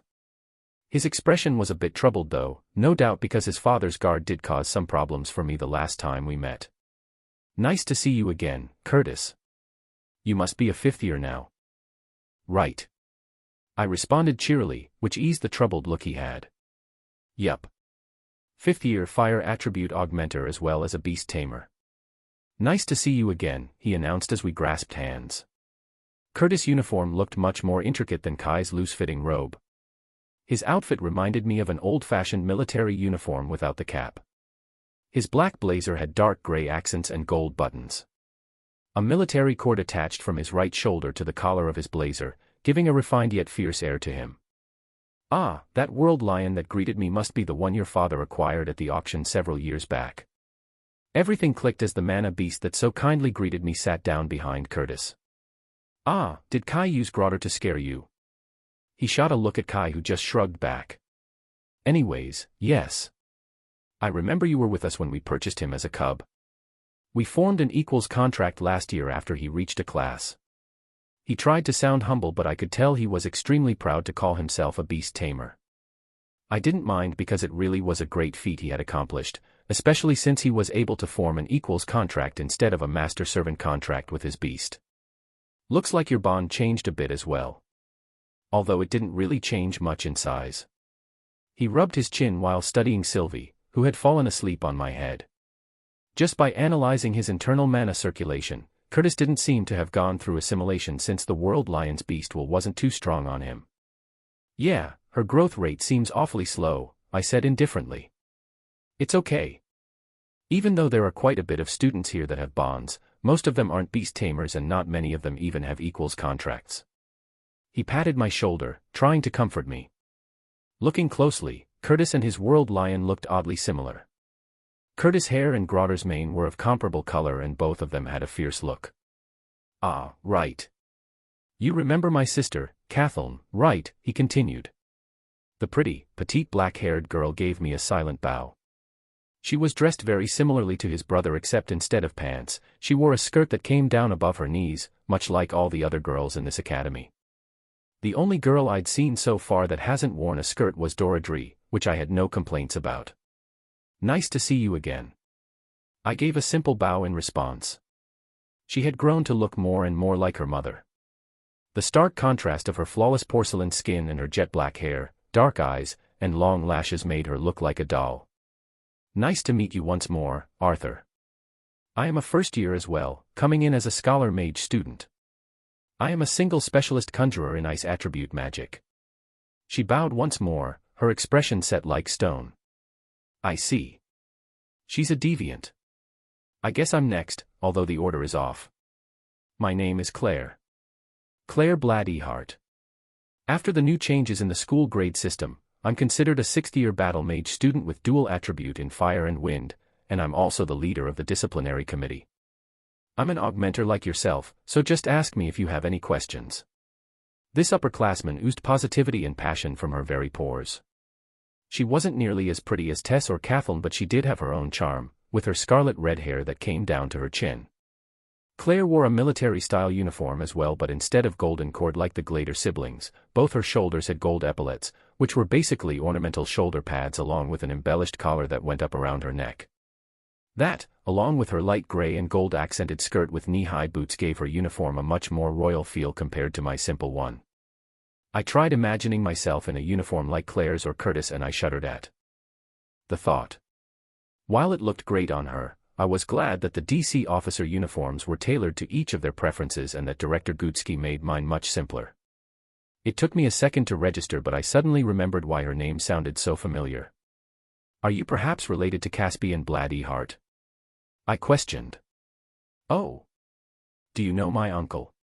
She tilted her head to one side. No. I've just heard many great things about Caspian Bladeheart's strength from my father's ex-party member. I gave her a warm smile as she nodded in understanding. I see. Well, I received training from my uncle as soon as I had awakened, so many of my techniques are similar to his. Of course, I still have a long way to go, though. I saw her place a hand on the golden hilt of the rapier strapped on her left side. Long time no see, Arthur Lewin, a tall blonde elf that looked to be a couple of years older than me, walked up, crossing his arms while he looked down at me. I apologize. Do I know you? I really had no idea who this elf was until Sylvie mentally transmitted who he was. Ah. You're Faify. I pointed at him in surprise. Boy, did he get big. He was at least a head taller than me and he turned out to become quite the pretty boy. Faify's face instantly turned beet red as he placed both hands on my shoulders. It's Fairith, Fairithivsar 3. And although I'm a first year like you, I'm still a couple of years older than you, so don't call me by nicknames. I'm a water specialist conjurer, by the way. I could see veins popping from his forehead. Ha. Long time no see. I exclaimed as I shook his hands. He just looked at me, bewildered. His uniform was completely black with gold stripes across his shoulders. It was simpler than everyone else's, but it suited him well. Last but not least, this is Theodore Maxwell. Claire got in between Fairith and I and directed my attention to the last member. Humph. Seems like the disciplinary committee has stooped low enough to recruit twerps. Theodore stood up and I swore I thought he was a bear. He stood at about 2 meters high at least, easily around the same height as Grotter. His uniform was just a vest that was unbuttoned, revealing his bulging muscles. By the tear marks on the arm openings of the vest, I could assume it wasn't originally designed as a vest. He stood in front of me and placed a hand on my shoulder. Suddenly, I felt the weight on top of me increase several times over as my feet began sinking, the floor around me beginning to crack. This was a deviant capable of manipulating gravity. My body was able to withstand it thanks to the assimilation I had gone through with Sylvia's dragon wool, but I still definitely felt my body begin to protest. I strengthened my body further with mana as I lifted his hand off of my shoulder, my eyes dead set on Theodore. He wanted to test me. Feeling the cold, wordless gaze I gave to him, Theodore released his skill and walked away, muttering, "Not bad." A whistle sounded from the cluster of students. Arthur has guts. Fairith crumbled to his knees when Theodore did that to him. Kai snickered from the side. "Hey, I'm a conjurer and Arthur is an augmenter. Please do not compare me to brutes like you guys," he lashed out, his face red from embarrassment. Now. I'm excited as to what this semester will bring us. We're going to be a team from now on, guys.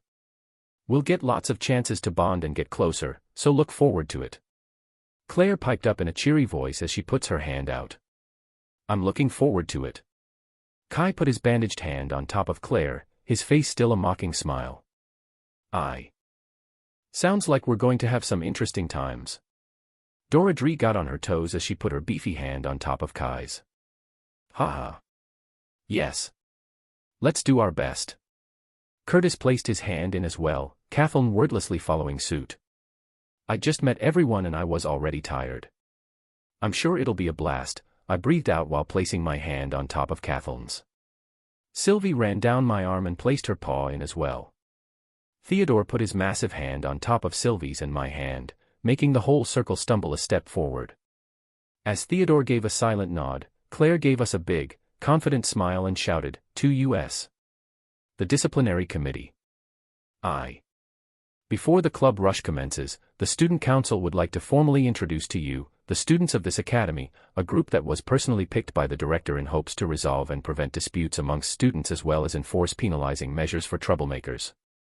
While the student council's main job is to help the director make sure this academy and the events held run smoothly, this group's job allows them to use magic appropriately to uphold the peace and safety of students, whether against other students or trespassers. Please join me in welcoming the disciplinary committee. Tesha's voice rang at her last words. The auditorium filled with applause as the red curtains we stood behind were raised. We stood there, shoulders square and hands glued to our sides. I had to admit that with people like Curtis with Grotter behind him, Theodore, Claire and even Fairith, we were an impressive sight in our color-coordinated uniforms. I took a peek at Tesha and I realized she was staring at me, but as soon as our eyes met, she quickly turned her head away. As we stood in front of the students of Xyrus on the stage, side by side, we pulled out our knives and held them out in front of us so the insignia showed. Unsheathing our knives, we proceeded to do a small, choreographed routine before saluting the crowd. Claire spoke out on behalf of the disciplinary committee with a short speech before we all headed out towards the back of the stage, leaving the crowd with mixed emotions. For some students, the disciplinary committee meant to serve as a shackle that prohibited their spoiled behavior. For others, the disciplinary committee served as an aegis, protecting them from the threat of harm. Either way, it would be an interesting school year. Chapter 51, Classes and Professors. Hey, isn't that one of the DC officers? I think his name was Arthur, right? Isn't he only a first year? How was he able to get into the disciplinary committee? Does he have connections or something? Stupid.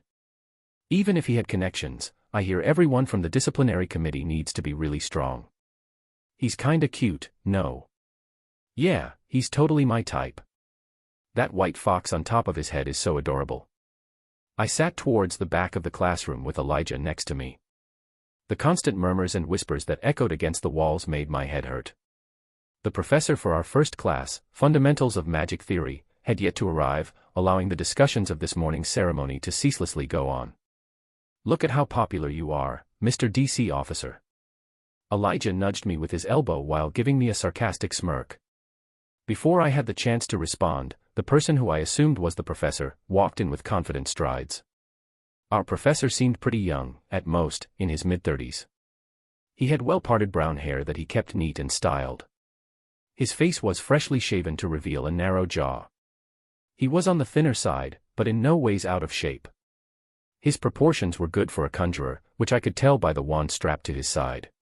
Using the folder he was holding as a gavel, he thumped it on the front podium before speaking. Now. I realize that there are many wonderful things to talk about, but you guys aren't very good at gossiping. If the person of topic is in the same room and can hear what you are saying, then it really isn't gossip now, is it? He looked in my direction and gave me a wink, making me shake my head in defeat. Some of the students gossiping shrank down in embarrassment, but most of the students just laughed. My name is Professor Avius, and I must say that it's great to meet you all. While this is technically a basic class and some may think that it is unnecessary, I, on the other hand, believe this class is the foundation for what will make you a great mage. We won't be doing much casting, but there will be fun assignments and projects that I will assign along the way, so look forward to it. With that, the class erupted in a synchronized groan at the thought of doing projects. I couldn't imagine what sort of projects he was going to assign 12 to 14-year-olds, but it should be rather easy. On that note, I think today is a rather fine day to have a lecture. No one's going to get any younger, so absorb as much knowledge as you can while your brains are still fresh. Take out your notebooks and writing utensils. His thin face wrinkled as he smiled. Elijah adjusted his glasses and promptly took out a fresh new notebook and pen while eagerly writing the title of the class and today's date. I just leaned forward and rested my chin on my hand as I began to listen. Today's topic will focus on the segregation between conjurers and augmenters. He wrote messily on the chalkboard. There is a deeply embedded discrimination against augmenters by conjurers on the premise that augmenters are brutes or savages that can only fight by getting themselves dirty. He used his fingers to air quote. This is a rather uneducated stigma that everyone should get rid of right here and right now. He leaned forward, his face turning serious.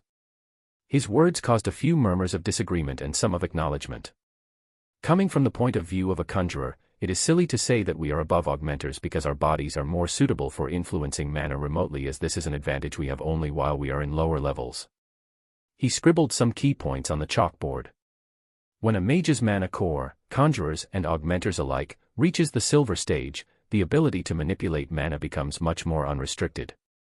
There becomes less of a distinction between the usage of mana veins and mana channels because the purity of mana that is produced from our mana core enables us to freely manipulate mana remotely and directly. He underlined remotely and directly while circling the point, less of a distinction. I heard Elijah, who, in understanding and furiously scribble the statement into his notebook. This professor at least knew what he was talking about. While training, I'd become more and more aware that the higher the stage you reached in your mana core cultivation, there indeed was less of a true distinction. So tell me, class.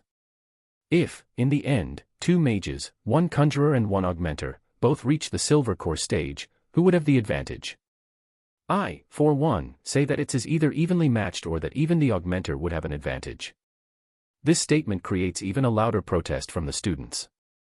Before you shoot me down, think about this.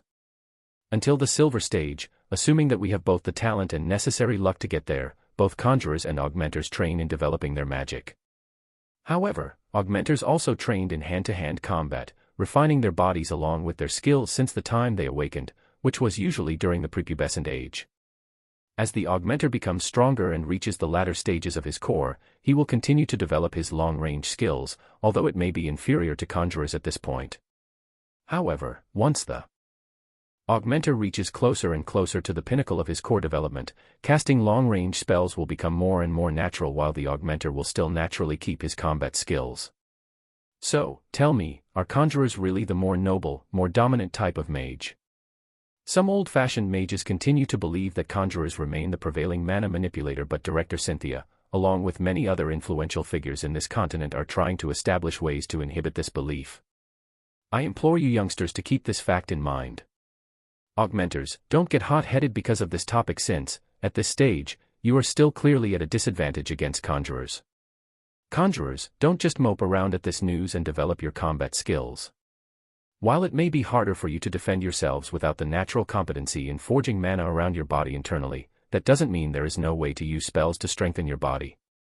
So learn how to fight hand to hand. He closed his notes and stopped talking, leaving a moment of silence for us to digest what we just heard.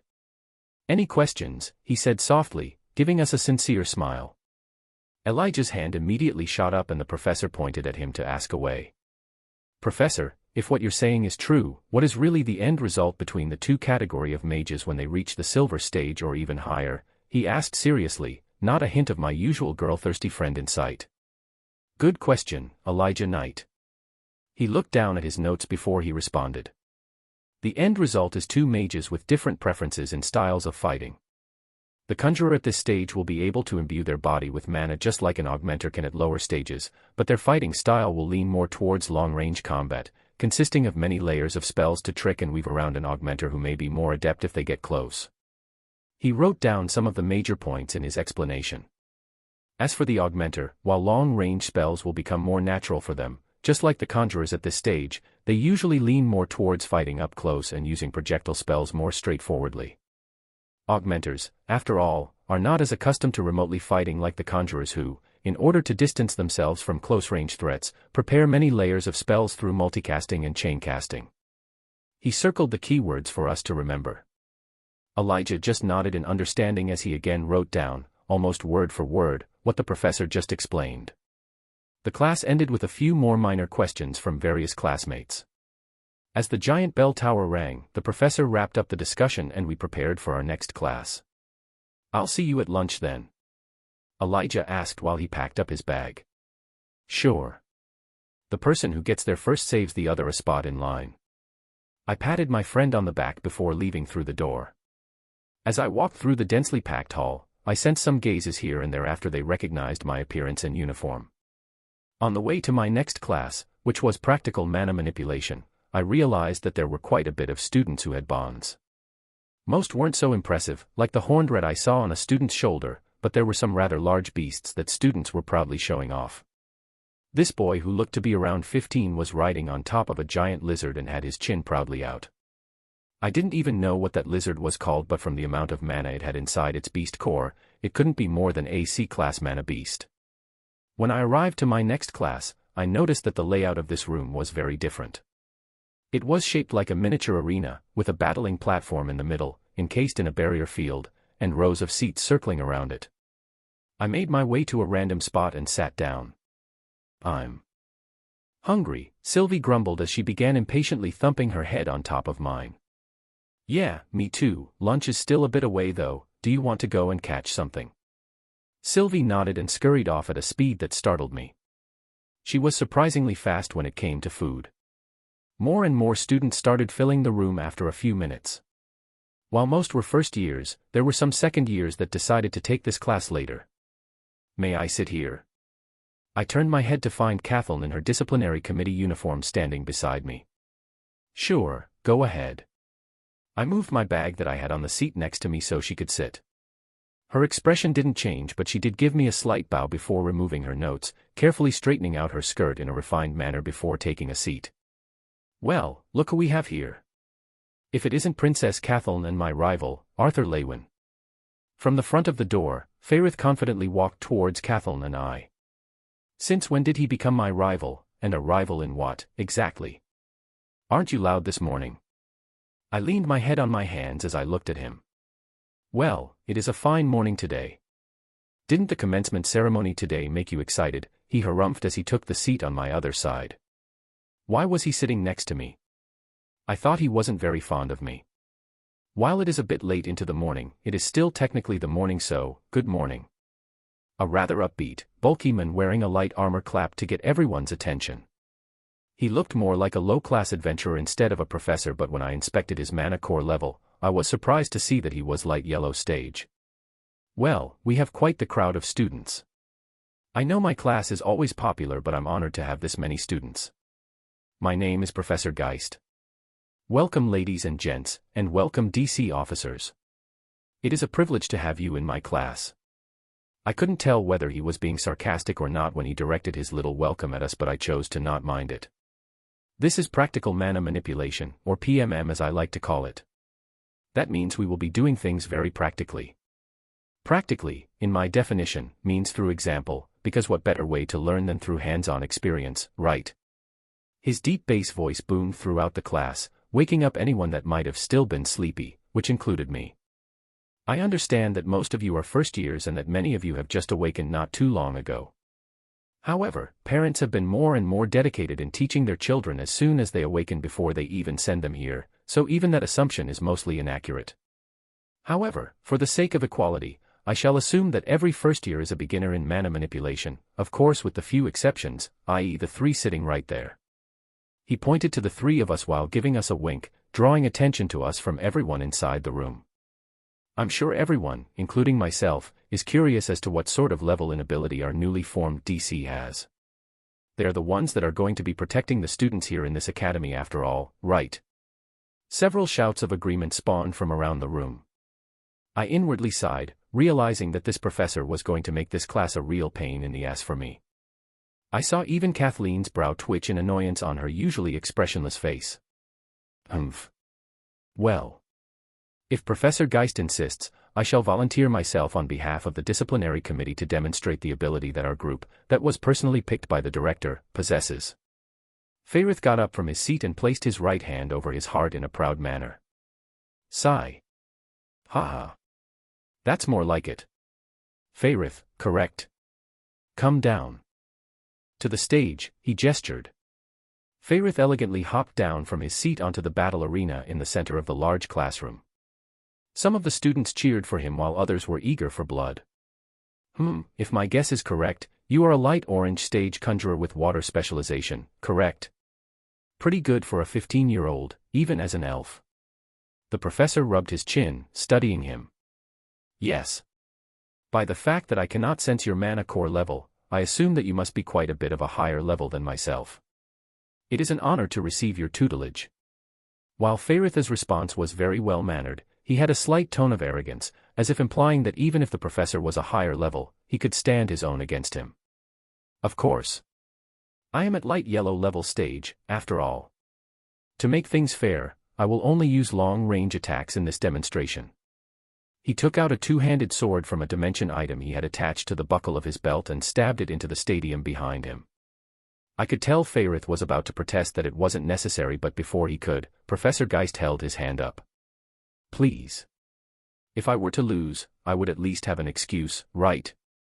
Please cut this old man some slack. He winked at him as the other students started laughing. He sounded sincere, but I could tell that he was confident in winning against Fairith, even with this handicap. Fairith is going to lose, Kathleen said softly. Oh really? How can you tell? For me, it was just a gut feeling, but it seemed like Kathleen saw something that I didn't. However, she didn't respond, so I just went back to watching the mock battle that was about to start. Let me quickly set up the barrier before we begin so that our audience is safe from mana projectiles. The professor mumbled a few incantations and a space around the arena started glowing dimly. Let us begin. He grinned as Fairith took out his wand and prepared for a spell. Water Serpent. A stream of water circled around Fairith and soon took the form of a giant snake. Flood Domain. Fairith instantly set off another spell immediately after the Water Serpent spell formed. Soon, a pool of water rose up to their knees on the arena, and the Water Serpent dove into the layer of water surrounding both Fairith and Professor Geist. A domain spell was a higher-tier technique that was used to make the territory more advantageous to the casting mage. Fireball, Professor Geist said to my surprise, the low-tier spell that every fire attribute mage learned formed in Professor Geist's palm, but rather than the normal reddish-orange color, the spell glowed a dim blue. It amazed me that an augmenter was able to figure out and apply the theory behind the properties of fire when even the smartest conjurers had trouble efficiently using it. The blue fireball shot out of Professor Geist's hand and flew towards Fairith, who had no idea how strong that spell actually was. You'll have to do better than that, Professor. Fairith confidently flicked his wand up and manipulated the layer of water on the ground to form a thick wall of water in front of him. At the same time, the Water Serpent spell Fairith conjured erupted out of the water beside Professor Geist and lunged at him. Our professor enveloped his left arm in a blue flame and braced against the force of Fairith's spell.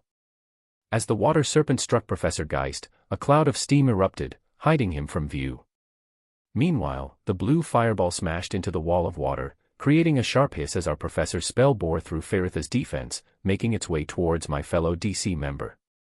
Faritha's face paled as he realized he was defenseless against the fireball, but he was able to react in time to form another layer of water in front of him to minimize the damage. Oof. The fireball, now reduced to the size of a fingernail by the time it reached Farith, still left a hole in the protective uniform he was wearing, knocking him back a couple of steps before he stumbled onto his butt.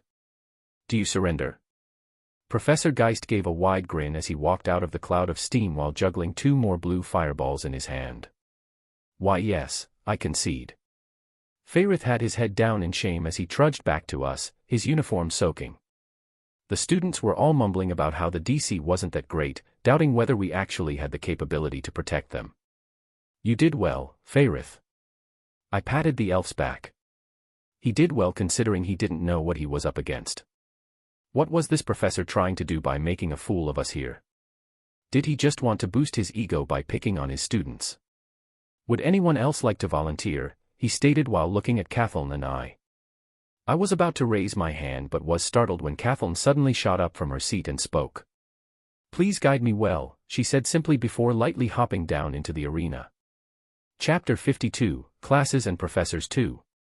Kathleen Glader. I must say that it is an honor to have your presence in my humble class. Professor Geist gave a deep, exaggerated bow. Please do not hold whatever the results may be in this demonstration against me, he continued, putting on a pitiful face. Her cold expression unwavering, Kathleen just nodded, drawing her staff out from the dimension ring on her pinky. Very good. Let us proceed. The professor clapped, fire igniting from between his palms. Without a word, she lifted her sky-blue staff. Before Professor Geist had a chance to unleash his fireball, 2 javelins of ice formed around Kathleen. Shoot. I heard my fellow disciplinary committee officer mutter before the javelins fired towards our professor.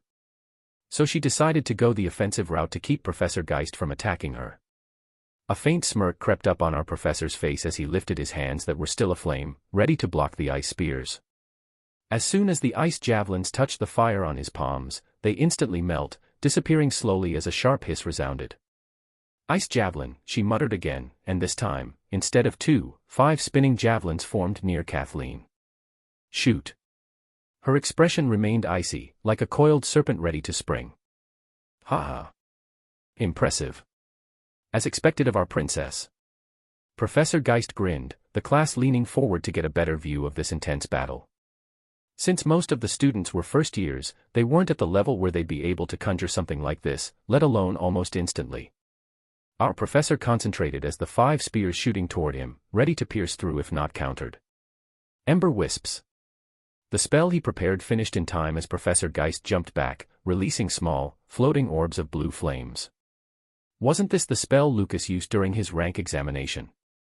Break, Kathleen muttered, and she willed her 5 ice javelins to shatter into an uncountable amount of small, sharp shards of ice. Fire. Professor Geist, his face not nearly so smug as before, willed his orbs of blue fire to shoot at his opponent. Kathleen, on the other hand, was so focused on finishing her final spell that she ignored the incoming streams of blue fire about to hit her. Ice tornado. Her voice filled with a faint panic as she realized upon finishing her spell that she was about to receive the brunt of Geist's attack. Professor Geist's POV. That idiot. Why didn't she defend herself instead of trying to finish the last spell? As the tornado of ice shards began to whirl around me, I became nervous. I wasn't scared of this fancy spell, I was scared that she might be gravely injured from my attack. Wasn't it common sense for a conjurer to have a layer of defense in battles? I chose a relatively easy spell to counter, and the fact that she was a deviant specializing in ice made it all the more easy for her. Did she want to win so much that she chose to forego that? I cancelled the spell, but only the ember wisps disappeared. The streams of blue fire that they shot at the stupid princess was still heading her way. Damn it. I'm screwed. Scorch field. I willed a layer of heat around my body to melt the shards of ice circling me. I was left with some light scratches, but I didn't care. What happened to the princess? I didn't hear any screams from the other students. Maybe she was okay. Damn. I should have stopped after making a fool of the elf. After the layer of ice shards that were blocking my view melted, I immediately tried to find the princess, but instead, I found the last member of the 3 DC officers in my class, Arthur Lewin, in front of Kathleen, who was still covering her face with her arms in panic. His palm was out in front of him while his other arm wrapped protectively around the princess. His eyes. I couldn't help but involuntarily tremble from the baleful glare that pierced through me. It felt even sharper than those ice spears that the princess threw at me. I think this little game of yours has gone on long enough, don't you think?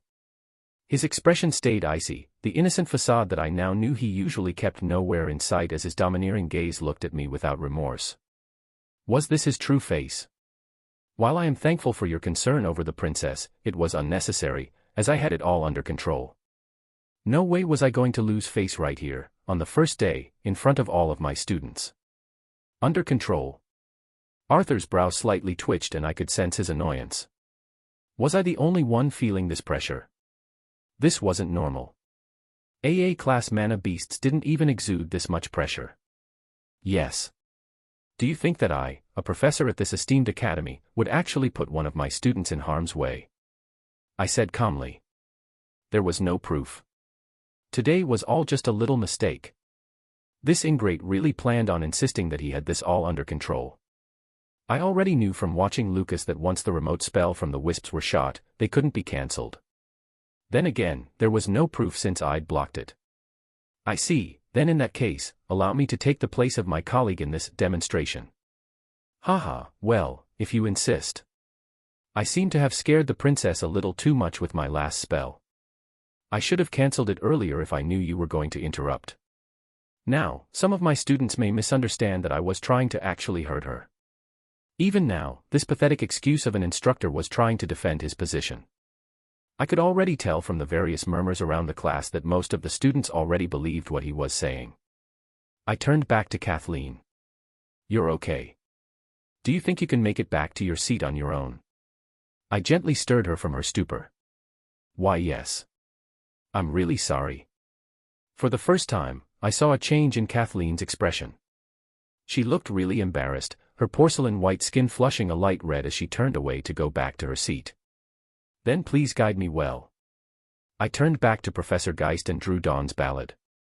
The translucent teal blade triggered gasps and mutters of amazement as even Geist looked at my sword, wide-eyed in wanting. Quite the nice weapon you got there. Since you are an augmenter, I suppose it would be fair to let you choose which method you would like for me to fight with. He shrugged his shoulders helplessly as he walked towards his sword, which was embedded into the ground. It doesn't matter, I responded simply. I could see a vein popping in annoyance from our professor as he looked back at me. I insist, he retorted. Then please go with what you're more confident in. I took a couple steps forward, my face still peering deep into him, studying his every movement and action. Scum or not, this professor was still a light yellow class veteran augmenter. The fact that he had the insight to use blue fire meant he was pretty capable. I saw the once grinning professor scowl as his face turned a bit red.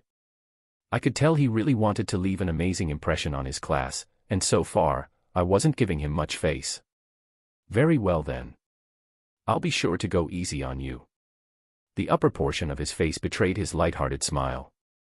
Pulling out his sword with ease, Geist made his way towards me as well, his blade dancing around him gracefully as he handled it with little effort. He blinked towards me without warning, swinging his blade down with a force that wasn't exactly easy. His sword was imbued in a layer of blue fire, the heat that radiated from it making deadly. After parrying his initial surprise attack, I used wind attribute mana to keep the trail of fire away from me. Since I was only able to use wind and earth mana, I had to really think about how to best utilize my assets to overcome a stronger opponent. While it would have been easy to use blue fire myself, I didn't have that option right now.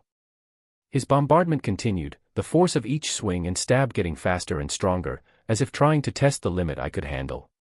Every time I parried or dodged his attack with ease, his next attacks would be kicked up a notch.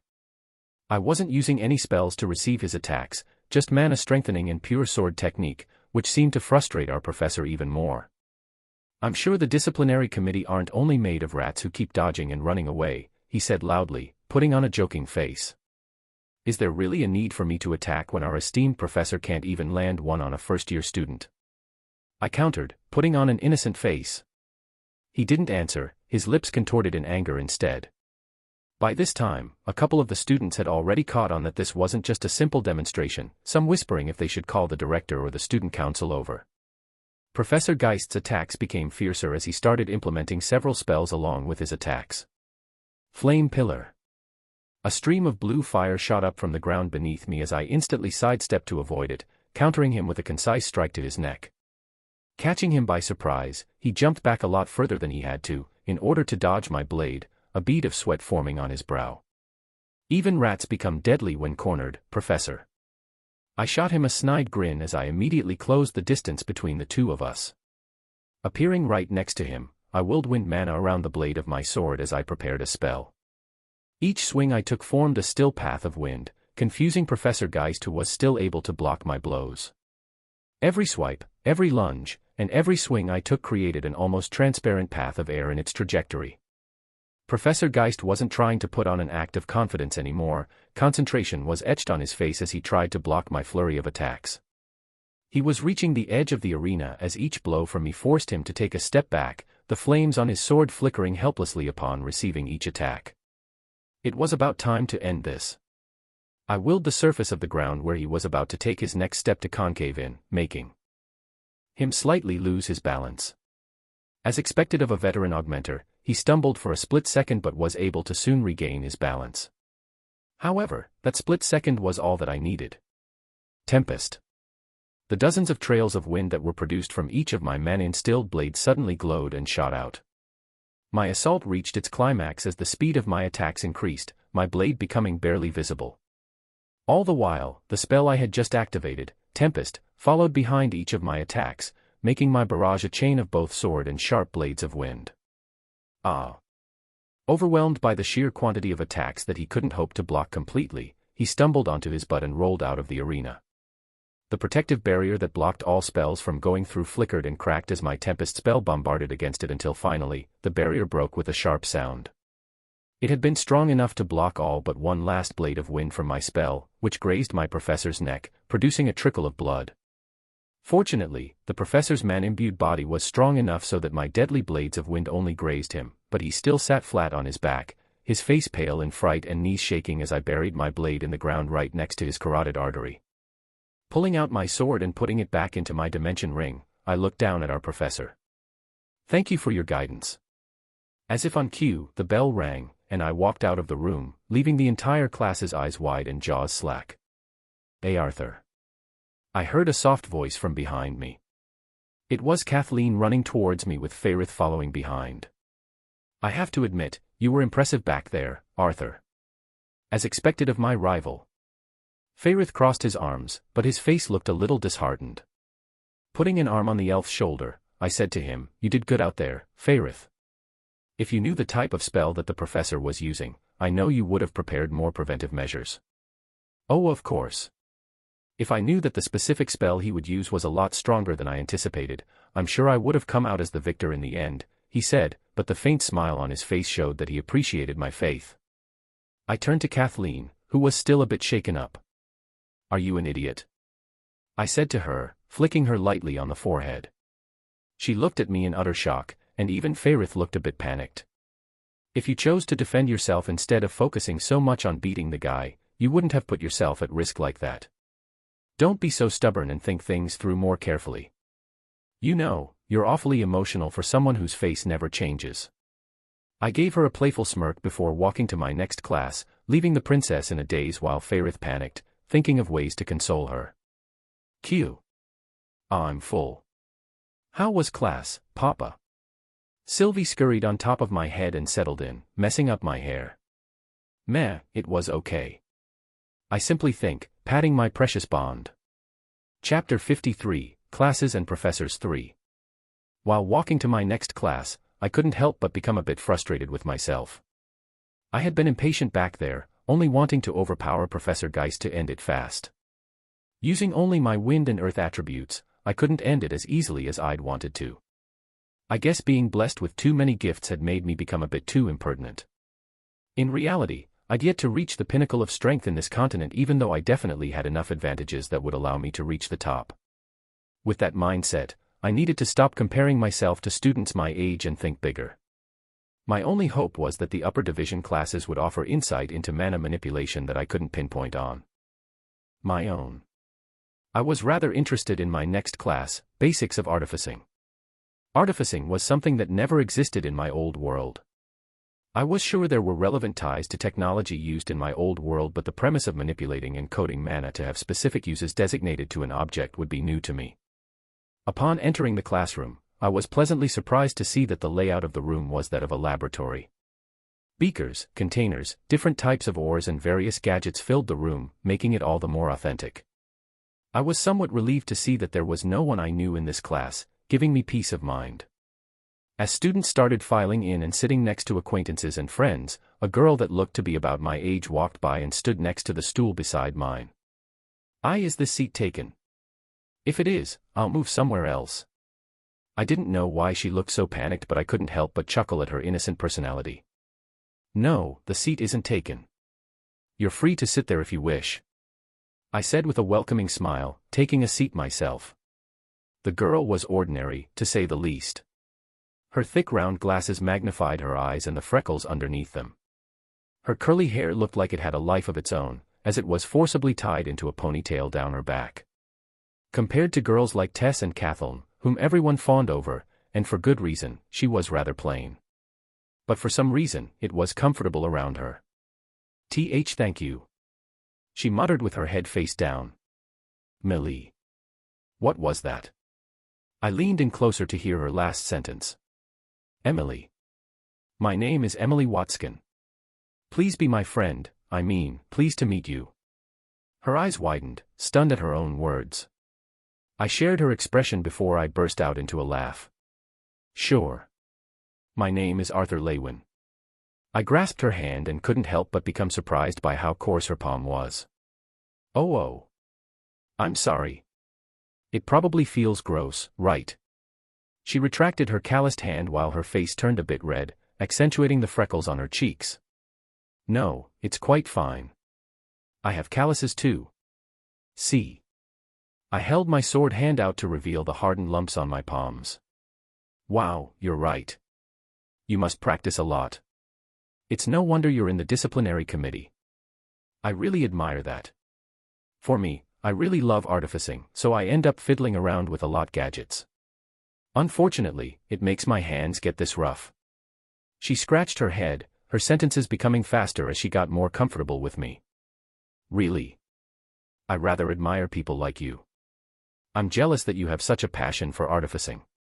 The only thing you get better at when fighting is destroying and killing, but the better you get at artificing, the more things you can create.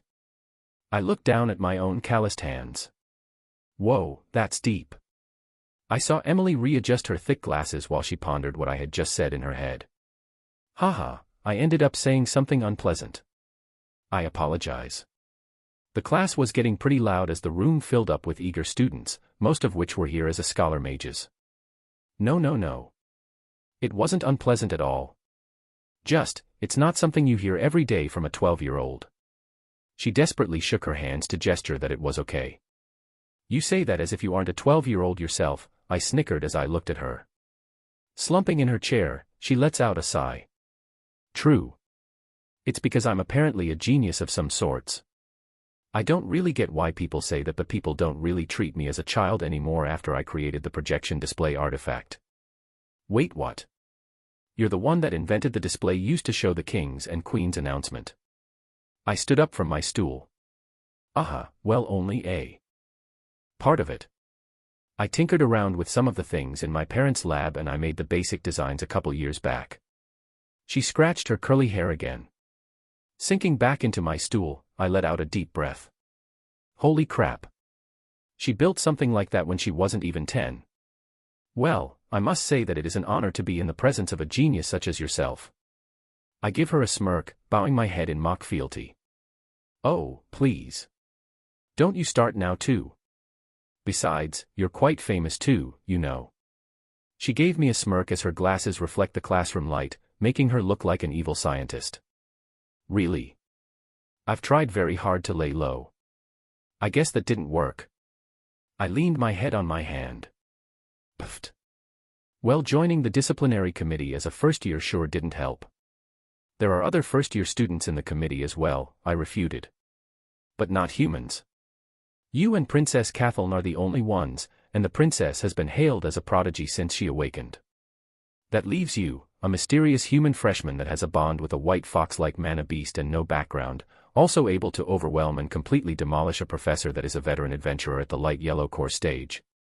By this time, she was leaning closer and closer to me. What? How do you already know about what happened with Professor Geist? That literally happened 15 minutes ago. Q. Sylvie echoed in protest at being called fox-like, although that essentially was what she was. Don't be so surprised. This is a magic academy, after all. News travels fast and gossip travels even faster. I bet you some people in this class already know what happened. She smirked while wagging her finger. Oh God. You know, I noticed you're awfully talkative now compared to when you stuttered your greeting when you first came in. I couldn't help but realize the change in her personality. Shut up. I suck with strangers, okay. Besides, I don't usually get along with new people this easily. You're different, though. It was easy to get comfortable with you since we're really similar. She harumphed, crossing her arms over her undeveloped chest. Similar in what way? I raise a brow. She grinned broadly, we're both freaks. I rolled my eyes at her conjecture but realized that, because of how high her intelligence was, I was more comfortable with her than other kids my age. As I was about to respond to her statement, the classroom door swung open and I saw a familiar face. Greetings, plebeians. Please feel honored to have me, Professor Gideon, as your teacher for this class. The crazy scientist skedaddled his way onto the podium while the pair of goggles that were hanging from his neck bounced up and down. As he gazed through the classroom with a condescending eye, he eventually reached Emily and me. Well, if it isn't Arthur. I had no idea that you would be in my class. He clasped his cheeks in an obviously fake way, making me shake my head. And my oh my, getting along with Miss Watskin. I must say you two would make quite the team. Good. Let's begin the first day of classes by a little introduction of myself. He smiled, writing his name in big letters behind him. The lecture continued on with Gideon rambling on about how remarkable he was for the following hour and a half. Most students, myself included, were half asleep but Emily's eyes sparkled as she absorbed every bit of information that came out of Gideon's thin lips.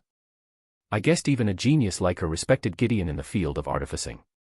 Made me almost want to admire him. Meanwhile, Sylvie was curled up on the desk in front of me, using my arm as a pillow, when an olive green owl suddenly flew in from the window, landing on my shoulder. Sylv. Jumped up in surprise and growled as the owl just calmly grooms itself. Well, it seems like Director Gutsky is beckoning you, brat. Gideon walked up to me, massaging his hunched shoulders. You shouldn't keep her waiting. Shoo. Off you go. He slapped my back as he continued on talking about how great he was. Emily leaned in, not surprised.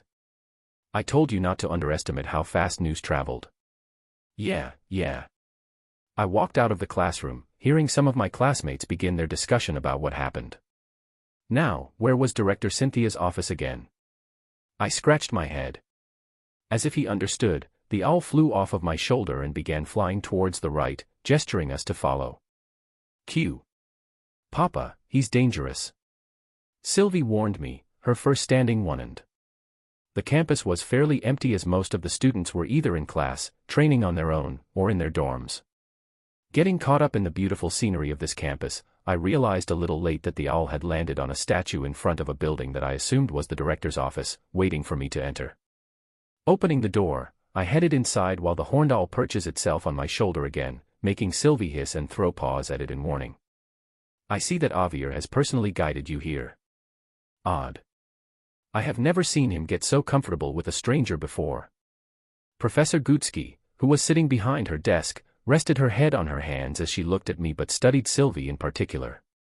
Is there something you needed from me, Director? I take a seat in front of her desk as Javier, the green owl, left my shoulder and perched on the window ledge behind Cynthia. Yes. I called you here regarding the little demonstration in Professor Geist's class. Her expression remained unfazed as she mentioned the trouble I must have caused her. Ah. There were some situations beforehand regarding that, actually. Before I could explain, Director Gutsky lifted up her hand to interrupt. We've just dismissed Professor Geist from our academy. Princess Kathleen personally stepped forth and explained, telling me what exactly happened. Of course I had to get some people to verify her testimony, but everyone agreed that the professor was a danger to students. She nodded, placing a couple of documents in front of me. Wow, she worked fast. This incident happened less than 2 hours ago, but she already managed to handle and fire that professor. As if she knew what I was thinking, she smiled and added, it helps move things along when you get the final say in all matters regarding this academy. I have to say, though, that I have never seen the princess so worked up as she was today. When she came in, she had a slightly angry expression on her face, which, by her standards, is quite serious. You must understand how surprised I was. Ho ho. Director Gutsky covered her mouth with a hand as she chuckled softly. Really now? I didn't think that princess could even show emotions. I grinned as well. Yes. You must have made quite an impression on her, because she defended you quite fervently, leaving Professor Geist no room to defend himself. She gave me a wink. When I shook my head helplessly, Director Gutsky just laughed, responding, You're quite the ladies' man, Arthur. It's going to be a problem if you steal the hearts of both princesses. Who knows, you might be the cause of our next civil war. Ha ha ha. She seemed quite amused by something that could devastate the thin balance that this continent had. I wanted to just dismiss the thought, but when I imagined the two princesses fighting it out, I shuddered. I didn't have the mental capacity to handle even one of the princesses, let alone both of them. You know, it's not really considered young to get married at the age of 14 or 15. I'm sure Tesha will have developed into quite a fine young lady by then. She teased me even further. No thank you. I don't see myself becoming romantically involved anytime soon. Besides, they're still just kids. Maybe I'll start thinking about it when the girls my age become a bit more mature. I shrugged. Leaning forward, the director studied me. Ho ho, the way you say it makes me think that you've already matured, Arthur. Well, even you must admit that I happen to be a lot more mature than people my age, I responded, leaning back into the chair. True, but women do tend to mature faster than men, Director Gutsky stated matter-of-factly. I'm still wondering why I got called in here. I'm sure you didn't just bring me here to tell me that everything was settled and to get married. Sylvie hopped off my head and chased after Avier, who was grooming itself on the window. Arthur. I feel like you're becoming to see me as someone who always has an ulterior motive at hand. She gave me an offended look. Haha. I do, because we're awfully similar in that way, Director. I gave her a wink, making her smile as well. Dear me. If that is the case, then I believe I've made the right decision, she responded.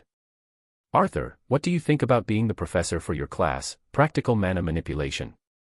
She clasped her hands, studying my expression. My eyes widened at this. You're not serious, right? Oh, I'm quite serious, Arthur, she said, her expression unfaltering. Is that even allowed? I'm a student not even finished with his first day of school. Can I be a student and a professor at the same time? What about my other classes? I began shooting out arguments as to why this wouldn't work. Please, no need to get so worked up. It's quite simple, actually. Is it allowed? Yes, as long as I say it is. Although this specific situation has never occurred, there are cases of highly qualified upperclassmen that teach basic courses. As for your other classes, your schedule wouldn't really change. You would just be teaching that one class, for that period. She gave me a businesslike smile.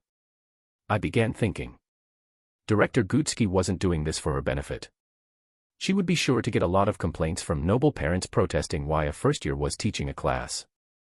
I, on the other hand, would have a lot more time on my hands, because teaching the course would require a lot less work outside of class. I don't understand why you're doing this, Director. Well, a spot just opened up and you were the one that defeated the previous professor. Doesn't that give you enough qualifications to enter? Besides, I'm really not doing this for some ulterior motive, Arthur. You don't have to be too suspicious. This is up to you. I won't push you into this, but I believe that it would be a good opportunity to build a sort of standing for yourself without having to go around conquering professors. If you wish to further enjoy teaching after this semester, I can give you more classes to teach. I'm sure there are a very limited number of classes that would be of use to you anyway, she chuckled. Standing up, Gutsky laid a gentle hand on my shoulder. The choice is yours. Chapter 54, It's a Pleasure. Pondering what the director had said, I just sat there, my eyes blankly staring at something off in the distance. Like she'd mentioned, there was no real benefit for her to hire me as a professor, which is why I found it so suspicious. It was so ingrained in me to be wary of other people's motivations no matter who they were. I guess as a figure of authority and power, you naturally become suspicious of everyone around you, which was why I couldn't fathom why she'd asked me to do this. Practical mana manipulation was a class that didn't have any extra work to grade, which would make it even easier for me to just teach the class. Even if it wasn't easier, it would help build a good position for myself and would be a lot more interesting. Seeing as how I probably couldn't escape attention from the students anyway, I might as well do things a bit differently. Of course, I didn't plan on revealing my full set of skills to anyone just yet, but I didn't see the point in trying to be completely inconspicuous anymore, especially after today. Arthur. I snapped out of my thoughts to see that Director Gutsky was looking at me with a rather worried expression. Ah, yes. Although I'm not sure how competent I'd be in that kind of role, I'd like to try my hand at being a professor. I looked over the document stating my duties and responsibilities as a teacher. I'm sure you'll do an excellent job, she smiled. Looking at her, I asked, were there any other classes that Professor Geist taught besides mine? Fortunately, no. We hired him this year after he retired from being an adventurer. For this semester, the other professors and I decided to only have him teach one class, as a sort of test run. She shook her head at the pitiful results he'd produced. Before I sign, I have one last question, I stated as I read over the final paragraph of the document. Go on, she urged. Wouldn't it be counterintuitive that I'm not allowed to hurt students while being part of the disciplinary committee? I quizzed. Ah, good question. The not hurting students rule is for inside the classroom. While the situation is always investigated for every case, as long as it is for the safety of other students, such as using a certain degree of force to quell a fight or suppress a rampant student. As for outside of class, during your disciplinary committee duties, I'll trust your judgment on that. With that, I nodded and signed the document. I expect great things from you, Arthur, and I'm sure I'm not the only one. She gave me a gentle pat on the shoulder before ushering me to go eat lunch. Cynthia Gutsky's POV. Phew, what is it about that boy that always keeps me on my toes? Negotiating with him is more heart-straining than dealing with the royal families. What is your take on him, Javier? My bond gently landed on the arm I held out, his intelligent eyes pondering what to say. He is different. Do not view Arthur Lewin as a child. Whether it is mental acuity or emotional maturity, there is much more to him than the eye can see. The clear words that came out of my bond didn't seem natural from the movement of his beak. What makes you so certain? I leaned back in my seat. His bond. That white fox's true form should be that of a dragon. I bolted up from my seat. What? How is that possible? How do you know? It is because we are of the same kind. I may be of a lesser species of dragons, but wyverns are still the dragon's descendants. Javier went back to grooming himself. Are you saying that bond of his is more powerful than you? I couldn't help but be utterly baffled by all of this. No, that child has yet to mature. She shouldn't have hatched more than a few of years ago. However, I suspect that when she does develop, my strength will not be even comparable to hers, he stated matter-of-factly. I couldn't imagine anyone stronger than Javier. The fact that he was my bond was only because he grew a liking to me when I happened by him, deep in the beast glades. He usually did his own thing and I didn't dare treat him like pet, but the fact that Arthur's bond was actually a dragon and that it seemed so subservient to him made me wonder what that boy really was. Do not make him your enemy, Cynthia. If treated with trust and respect, he will become the greatest ally, but if betrayed, he may be the cause of this continent's demise. With that warning, Javier flew off. I leaned forward in my seat, rubbing my throbbing temples as I recalled what happened a couple hours back. Director Gutsky, I request that you remove the boy named Arthur Lewin from my class." One of my professors slammed the door open as he stormed inside. "Professor Geist, you look shaken up. What's wrong?" I was taken by surprise by the sudden intrusion. "The boy has no respect for me, his professor. Please do not listen to any of the rumors that you may hear. I'm being framed." The man's wide face was filled with desperation and anger. 2 brisk knocks sounded from the door. "Please come in," I stated. At least this person had the decency to knock. "I apologize for the intrusion, Director."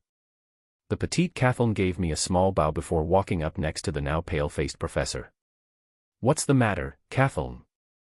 I leaned forward, taking a look at the both of them. "This sorry excuse for a professor needs to be fired," she said expressionlessly. Professor Geist grabbed Kathleen by the arm, pulling her close to him. "How dare you? Sorry excuse? Me? You dare touch me with your filthy hand?" Her expression didn't change, and she somehow seemed to be looking down at Professor Geist. "Professor, I suggest you immediately remove your hand or else, whatever the case may be, it will not be in your favor." I stood up at this point. Using force to get your point across was deplorable. He immediately let go of Kathleen's arm before talking. "Ahem, as I was saying. Please do not take to heart the rumors that you may hear. I swear that this was all a misunderstanding and that I'm being framed. I have not yet heard of any rumors. Do you mind indulging me, Kathleen? This scum dares to pick on students to feel good about himself.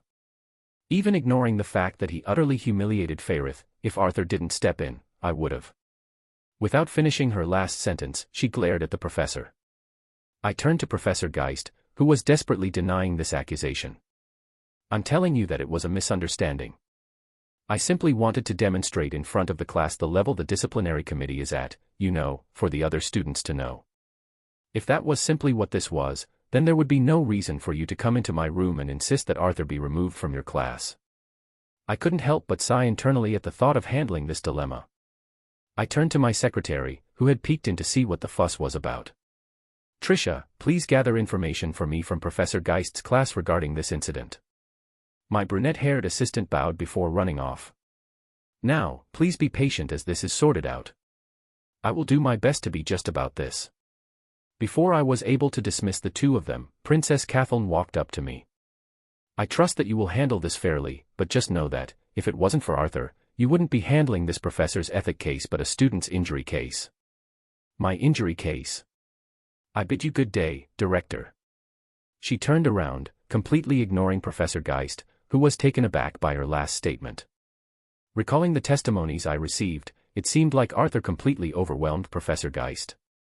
While this professor's personality never did sit well with me, his skills were more than enough to teach a basic mana manipulation class.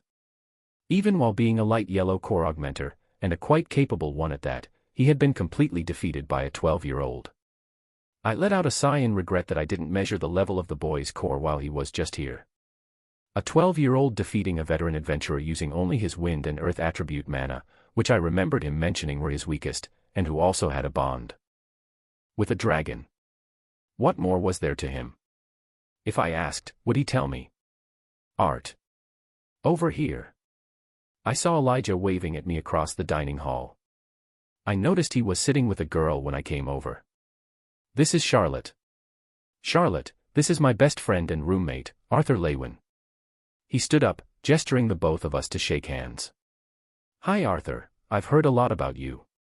She gave a coquettish smile while twiddling her hair. "MMM. It's a pleasure," I responded brusquely before focusing my attention on Elijah. "How were your classes?" I asked my friend while I fed Sylvie a piece of broccoli. "Q. No-oh.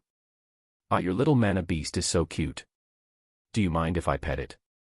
Charlotte got awfully close to me, almost leaning on me while she reached for the top of my head.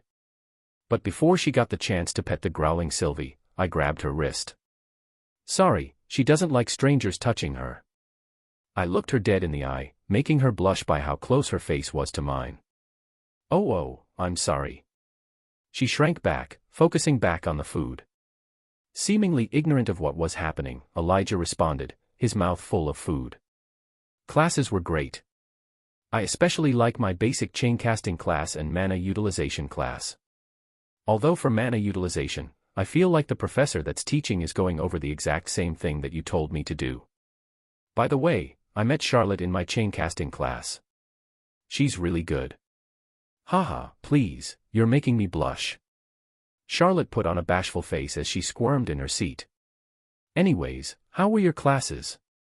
I heard you already beat up a professor. What happened to keeping it cool, man? He gave me a smirk while he pointed his fork at me accusingly.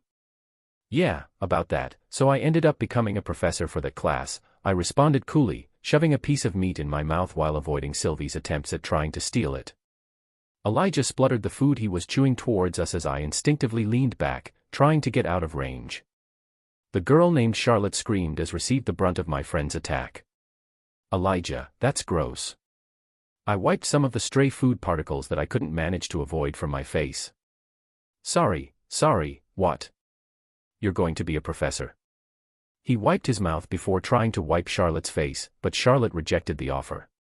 I ended up replacing the professor that was teaching the class. So you may now call me Professor Lewin. I smirked at my friend. Professor, my ass. But maybe I should ditch my class sometime and go to yours. It'd be interesting to see you teach, he retorted. As we continued talking, I grew annoyed at the flirting attempts from Charlotte, and even more annoyed at the fact that Elijah was clueless about it all. Oh yeah. Charlotte and I were going to go to Downtown Academy to do some shopping. Do you want to join us? He asked nonchalantly. Yes. Arthur, you should join us. She leaned in closer again. There was a small strip on the corner of the academy where fancy restaurants and cafes, along with shopping booths, were located for the rich nobles to spoil themselves. With that, you could imagine how enormous the academy was. I have 3 more classes, remember? I'm taking the upper division classes after lunch. Elijah just shrugged at this. Oh yeah, I forgot. No big deal. I guess it'll just be me and Charlotte. Charlotte smiled awkwardly at Elijah's happy-go-lucky face and responded, sorry. I totally forgot that I had other plans today. I'm so sorry. We should definitely go next time, though. All 3 of us. Bye. With that, she walked off, leaving my friend and I alone at the small dining table. I guess she was really busy. Elijah looked a bit disappointed. Oh. Elijah. Leaning close, he asked me in a serious voice. So, what did you think about Charlotte? She's pretty, huh? Do you think I have a shot with her? I think you can do better, buddy. I patted my clueless friend on the back as we walked out of the dining hall together. Elijah decided that he wanted to go to the library after his plans suddenly washed away, so after walking him there, I made my way to my first upper division class, Team Fighting Mechanics I. The classroom, or should say field, to be more accurate, was on the other side of the academy, where all of the upper division classes were held. The room consisted of a huge grass field with several obstacles placed randomly, encased by high walls with runes engraved in them. On top of one of the walls was a separate little room protected by a glass encasing. I assumed that the room was used as a viewing platform for the rest of the students. I saw some students had arrived before me, talking to each other, and I immediately noticed some familiar figures. Ah. I didn't know you'd be in an upper division class, Arthur. Curtis Glader waved at me as soon as he realized who I was. Grotter, Curtis Bond, was lying with his eyes closed right next to him. Yeah, I didn't think I'd have a class with you. Please take care of me. I grasped his hand. Good to see you again, Arthur. Claire Bloodyheart put her arm around my neck while smiling brightly. We have to do our best not to embarrass the disciplinary committee, right? Haha, I'll do my best. Is this everyone that's going to be in the class? I replied, turning back to Curtis. I heard that this class had a fairly small number of students, and that it was one of the most popular classes. There should be a few. There they come. Looking back, I saw several more students and I couldn't help but smile wearily. Princess Tesha is as beautiful as always, isn't she? I heard one of the students murmur. Walking this way amongst the small group of students was Tesha Aerolith, my childhood friend, and Clive Graves, the student vice president. She noticed me and I could tell she was about to greet me, but she noticed that I had an older woman's arm around my neck, so instead, she shot me a glare before snapping her head away, pouting. Clive, oblivious of why she got angry, straight up gave me the death glare as his narrow eyes became even sharper. "Good afternoon, Princess Tesha." Not bothering to remove the arm around my neck, Claire smiled and waves at Tess. "Pleasure," she responded, her expression fierce. After she walked past us, she secretly snuck in a pinch to my side, jolting me up. I wonder if she's in a bad mood today," Claire pondered. "It's because of you." As Claire removed her arm from my neck, I turned to see someone behind us in the back of the group. As soon as I recognized who it was, my face started burning in anger while my clenched fists turned white. It was Lucas Wykes. Chapter 55, Match Start. My body couldn't help but tremble in suppressed anger at the thought of being in the same class as that brat Lucas, and of all classes, a team fighting class. The sick irony of having the traitor in a class focused on learning team cohesion in battles almost made me want to laugh. Our eyes met, but he looked at me apathetically, like I was an insect on the ground. "Good. Everyone's here," a loud voice suddenly booms over the field. As all of the students started turning their heads to locate where the voice had come from, I looked straight up to see a massive hawk-like mana beast hovering over the field. This beast was at least 4 meters long and its wingspan was well over 8 meters. With its sharp talons tucked underneath it, the beast slowly made its descent, revealing a well-toned woman with a giant sword strapped to her back, standing up on the back of the hawk. "Welcome. My name is Professor Glory, and I will be the one teaching all of you brats. This flare hawk is Torch, my precious bond." The first thing I did was measure the stage our professor's mana core was at, but upon trying to inspect her level, I felt a sudden sharp pain in my head as Professor Glory whipped her gaze at me. Giving me a confident smile, she gazed down in my direction. Hopping off of her flare hawk, she made her way around the group of students in her class. Studying each of the students she passed, she took a closer look at some of them before making her way towards me. It wasn't unusual for mages to build defenses around their core stages, especially the higher level ones. It was also a lot more difficult to hide which element they used, since the mana particles of their element naturally surrounded them. Most don't find the need to hide their elemental attributes, so it wasn't a big deal even if they couldn't, but needless to say, it was surprising to see how strong Professor Glory's defenses were. I couldn't tell what her core stage was or even her elemental attribute. While I got the hang of masking my core stage level, I needed to use seals in order to completely hide my elemental attributes. I wasn't sure whether she used seals like I did, but one thing was for sure, she knew I was the one inspecting her.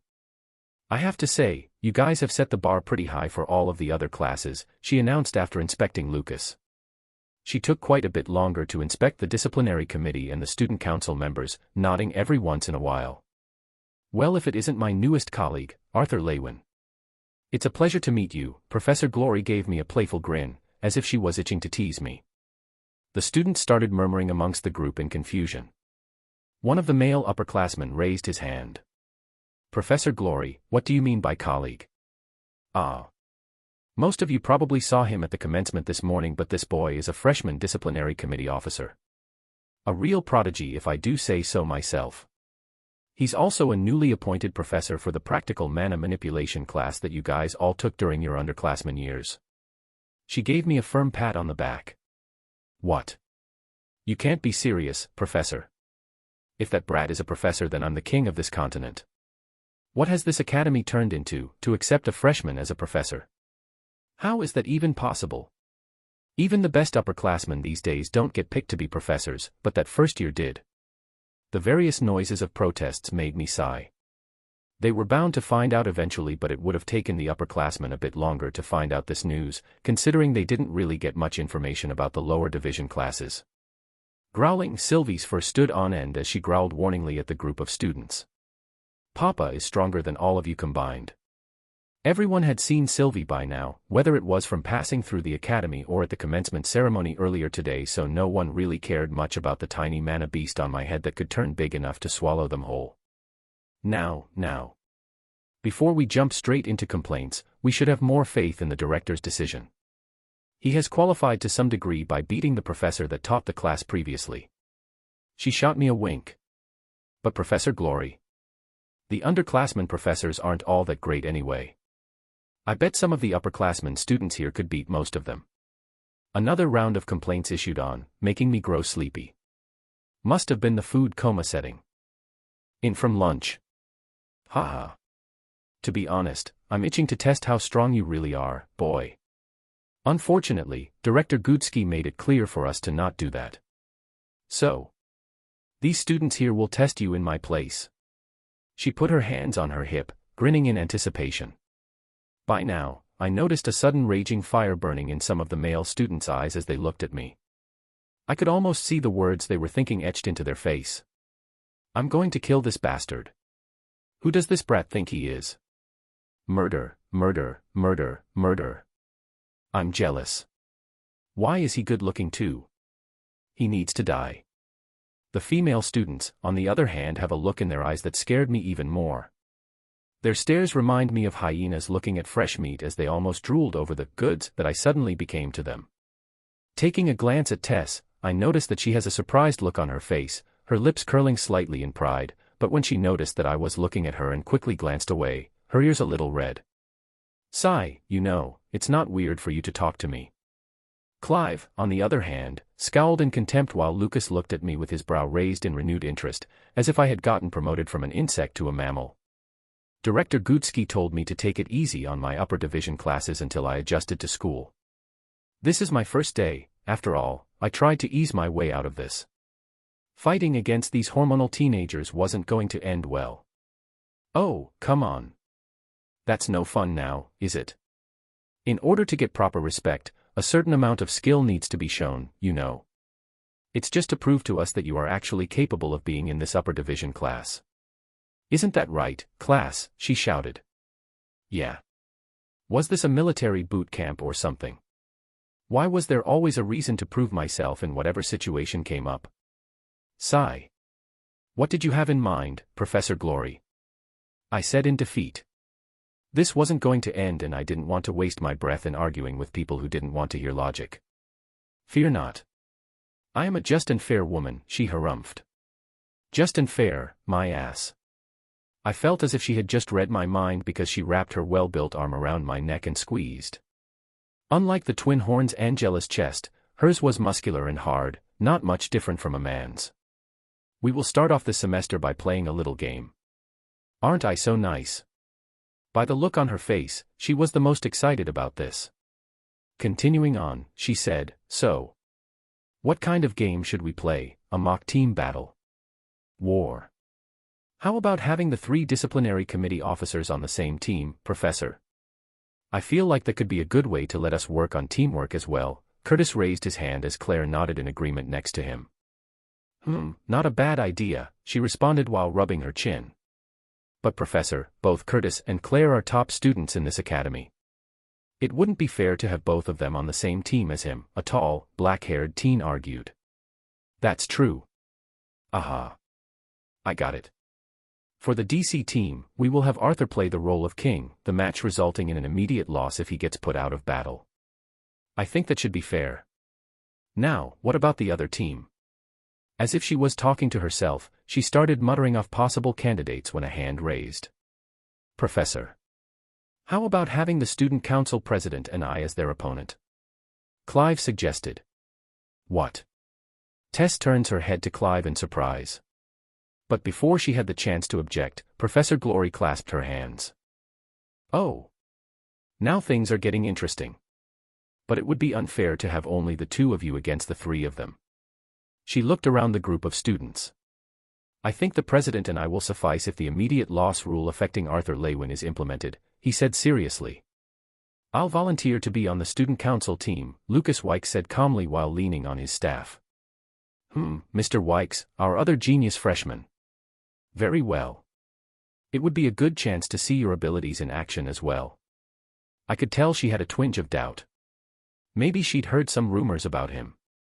Some of the other students groaned in disappointment that they didn't get the chance to beat me up and be on the same team as the student council president, but everyone was clearly excited to see the match. The match will have a time limit of 30 minutes, where we will have a short discussion and a breakdown of it afterwards. Please gear up. With that, a pile of what looked like exercise gear dropped to the ground out of Professor Glory's dimension ring. Turning serious, she began explaining. This is special equipment designed by artificers to measure the amount of damage that is dealt. This equipment will activate, releasing a shrill noise, if the damage it takes passes the threshold that's encrypted into it. If anyone chooses to ignore this warning and continues to fight or cast spells, it will lead to immediate expulsion from my class and other possible consequences regarding your stay here as a student. This rule goes for any upper division fighting class in this academy, so engrave it into your guys' brains. All of you are at the level where protecting yourselves with mana shouldn't be a problem. Let me reiterate this, but this equipment won't protect you, so don't rely on it as a source of protection, she announced to everyone else in the class as well. Clearing her throat, Professor Glory shouted. Do I make myself clear? Yes. Good. Now, the 6 of you gear up. She got back on her bond while the rest of the students headed towards the viewing platform. Curtis came up to me and patted my back before picking up his gear. Well, it seems like we're going to have an early practice session. Let's do our best, Arthur. I still remember you wanting a sword back then. Let's see how good you are. We can't embarrass the DC name now, can we? I'll make practice extra hard for anyone who doesn't meet standards. Claire grinned evilly while grabbing her gear. Clive and Lucas walked past me, ignoring me as I went after them to pick up my gear. The gear consisted of a tight jacket and a series of straps that I wrapped around my legs and arms. I was having trouble putting on the arm wraps when Tess silently came up and helped me bind the straps around my right arm. Is it okay for Princess Tesha to be helping me like this? I smirked while letting her help me. Shooting me a glare, she tightened the straps, jerking my arm towards her. Can it, Mr. Genius? They're over there anyways. Sigh, I can't stand acting like I don't know you. Her gaze softened. You know, they're going to find out eventually. Why try so hard hiding it? I shrugged. You mean, you don't care? Grandma Cynthia mentioned to me about you wanting to keep a low profile, so I thought. Her face lost composure as she started stuttering. PFF. Well, I haven't been doing a very good job of that, now have I? I couldn't help but snicker, confusing Tess even more. It's okay. There are just a few things I mainly wanted to hide. As long as those remain a secret, the rest doesn't really matter. For one, do you notice anything? I stuck out my chest to let her analyze me. I don't get what. Ah. I can't sense your MFFF. She was getting too loud. So I had to cover her mouth. Leaning closer to her face, I whispered, yup, that, and Sylvie's true identity as well. I'm keeping most of my abilities a secret for now, so you have to do your part as well. Maybe keeping the fact that I visited your kingdom a secret might be a good idea, but you don't have to ignore me, Tess. I let go of her mouth and patted her head, making her flush and push me away from her. Why, you're too close, Tess muttered under her breath as she's tilted her head down. Are you guys done flirting over there? Professor Glory's voice from above surprised the both of us as I quickly finish adjusting the straps. Ah. Arthur. I suggest you leave your Bond in a safer place if she's not capable of assisting you during the battle like Curtis Bond. She pointed towards the viewing platform. Q. Sylvie cried in protest. I think it'll be better for you to sit this one out, SYLV, I said while patting her small head. Ah. Okay. She jumped off my head before scurrying off out of the field. Tess just finished putting on her gear as I went up to her. Let's both do our best. I want to see how much you improved. Giving me a confident smile, she said back, you better watch out then, before running off to the other side of the field where Clive and Lucas were. I headed towards Curtis and Claire. Claire was stretching while Curtis mounted on top of his world lion, Grotter. Even with Grotter, we're still at a disadvantage because they have 2 conjurers and Clive is a long-range augmenter. The fact that it's an instant loss for us if your gear activates gives us a seriously limited set of options. Claire leaned on her unsheathed sword while stretching her leg back. You're right. Claire and I don't really know anything about your fighting style, so we'll match your pace. We'll take priority in protecting you while we get in range to do some damage. Curtis responded while petting Grotter. I looked for Tess, Clive, and Lucas and spotted them a few dozen meters away. Seemed like we were going to be target practice for them until we got in range. This would be fun. I couldn't help but grin as my blood boiled. It would feel good giving Lucas a few good blows during the match, although I could only imagine that both Lucas and Clive were thinking the same thing. I took out Dawn's ballad, making sure to not take out its sheath, as both Curtis and Claire readied their weapons as well. "That's a beautiful sword you have there, Arthur," Claire whistled as she stared at my blade. Then she released a fierce battle aura as she infused both wind and fire attribute mana into her body. I had to admit that Curtis also looked pretty damn impressive wielding his dual double-edged swords while mounting his bond.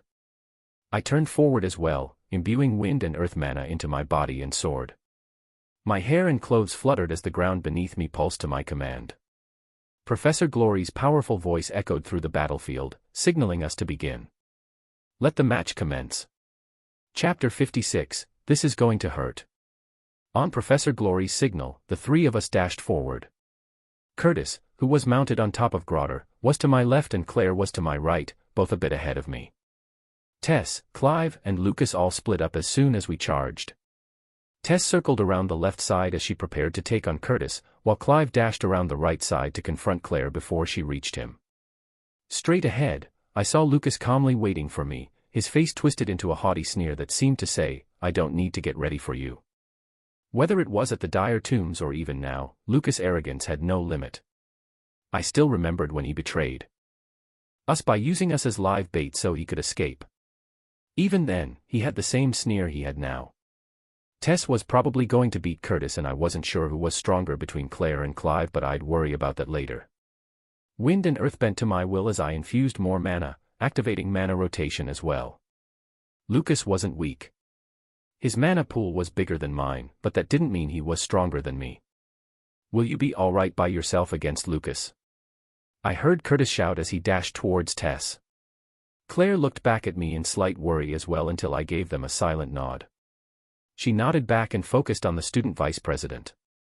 Lucas sensed a bit of the killing intent I purposely let out to shock him out of his pedestal as he began quietly chanting a spell while dashing backwards to get more distance between us. Soaring up ahead, I felt Professor Glory's keen eyes studying me as I closed the gap between us. I took a deep breath and blocked out everything else. As far as I was concerned, this was a fight between Lucas and me.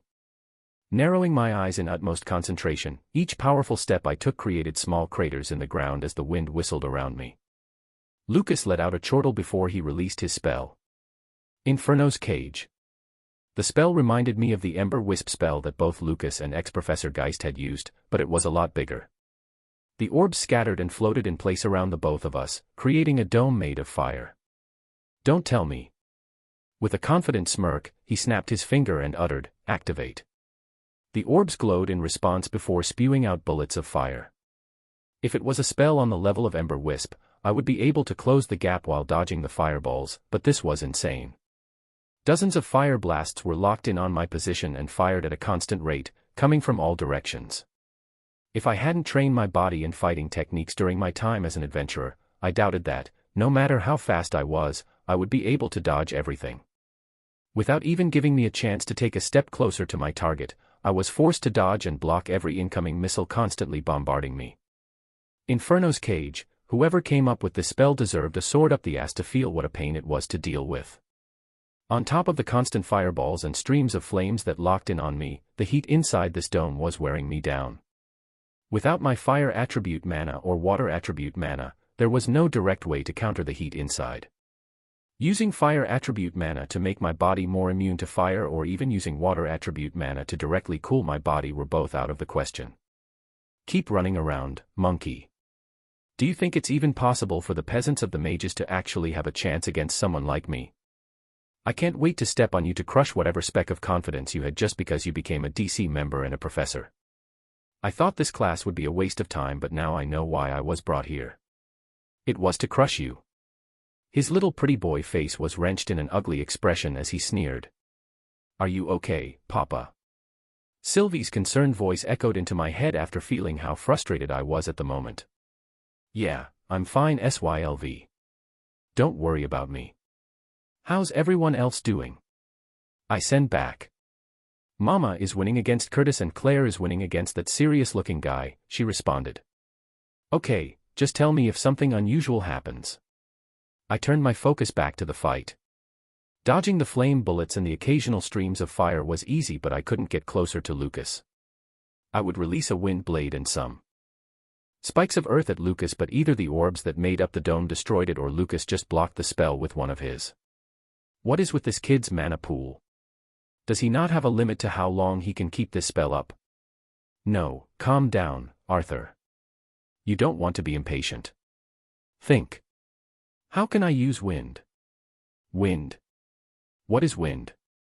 It's the movement of air, right? What is air? Oxygen. Nitrogen. So am I able to control oxygen and nitrogen as well? If so, how? I was growing frustrated at my lack of comprehension in my wind and earth elements.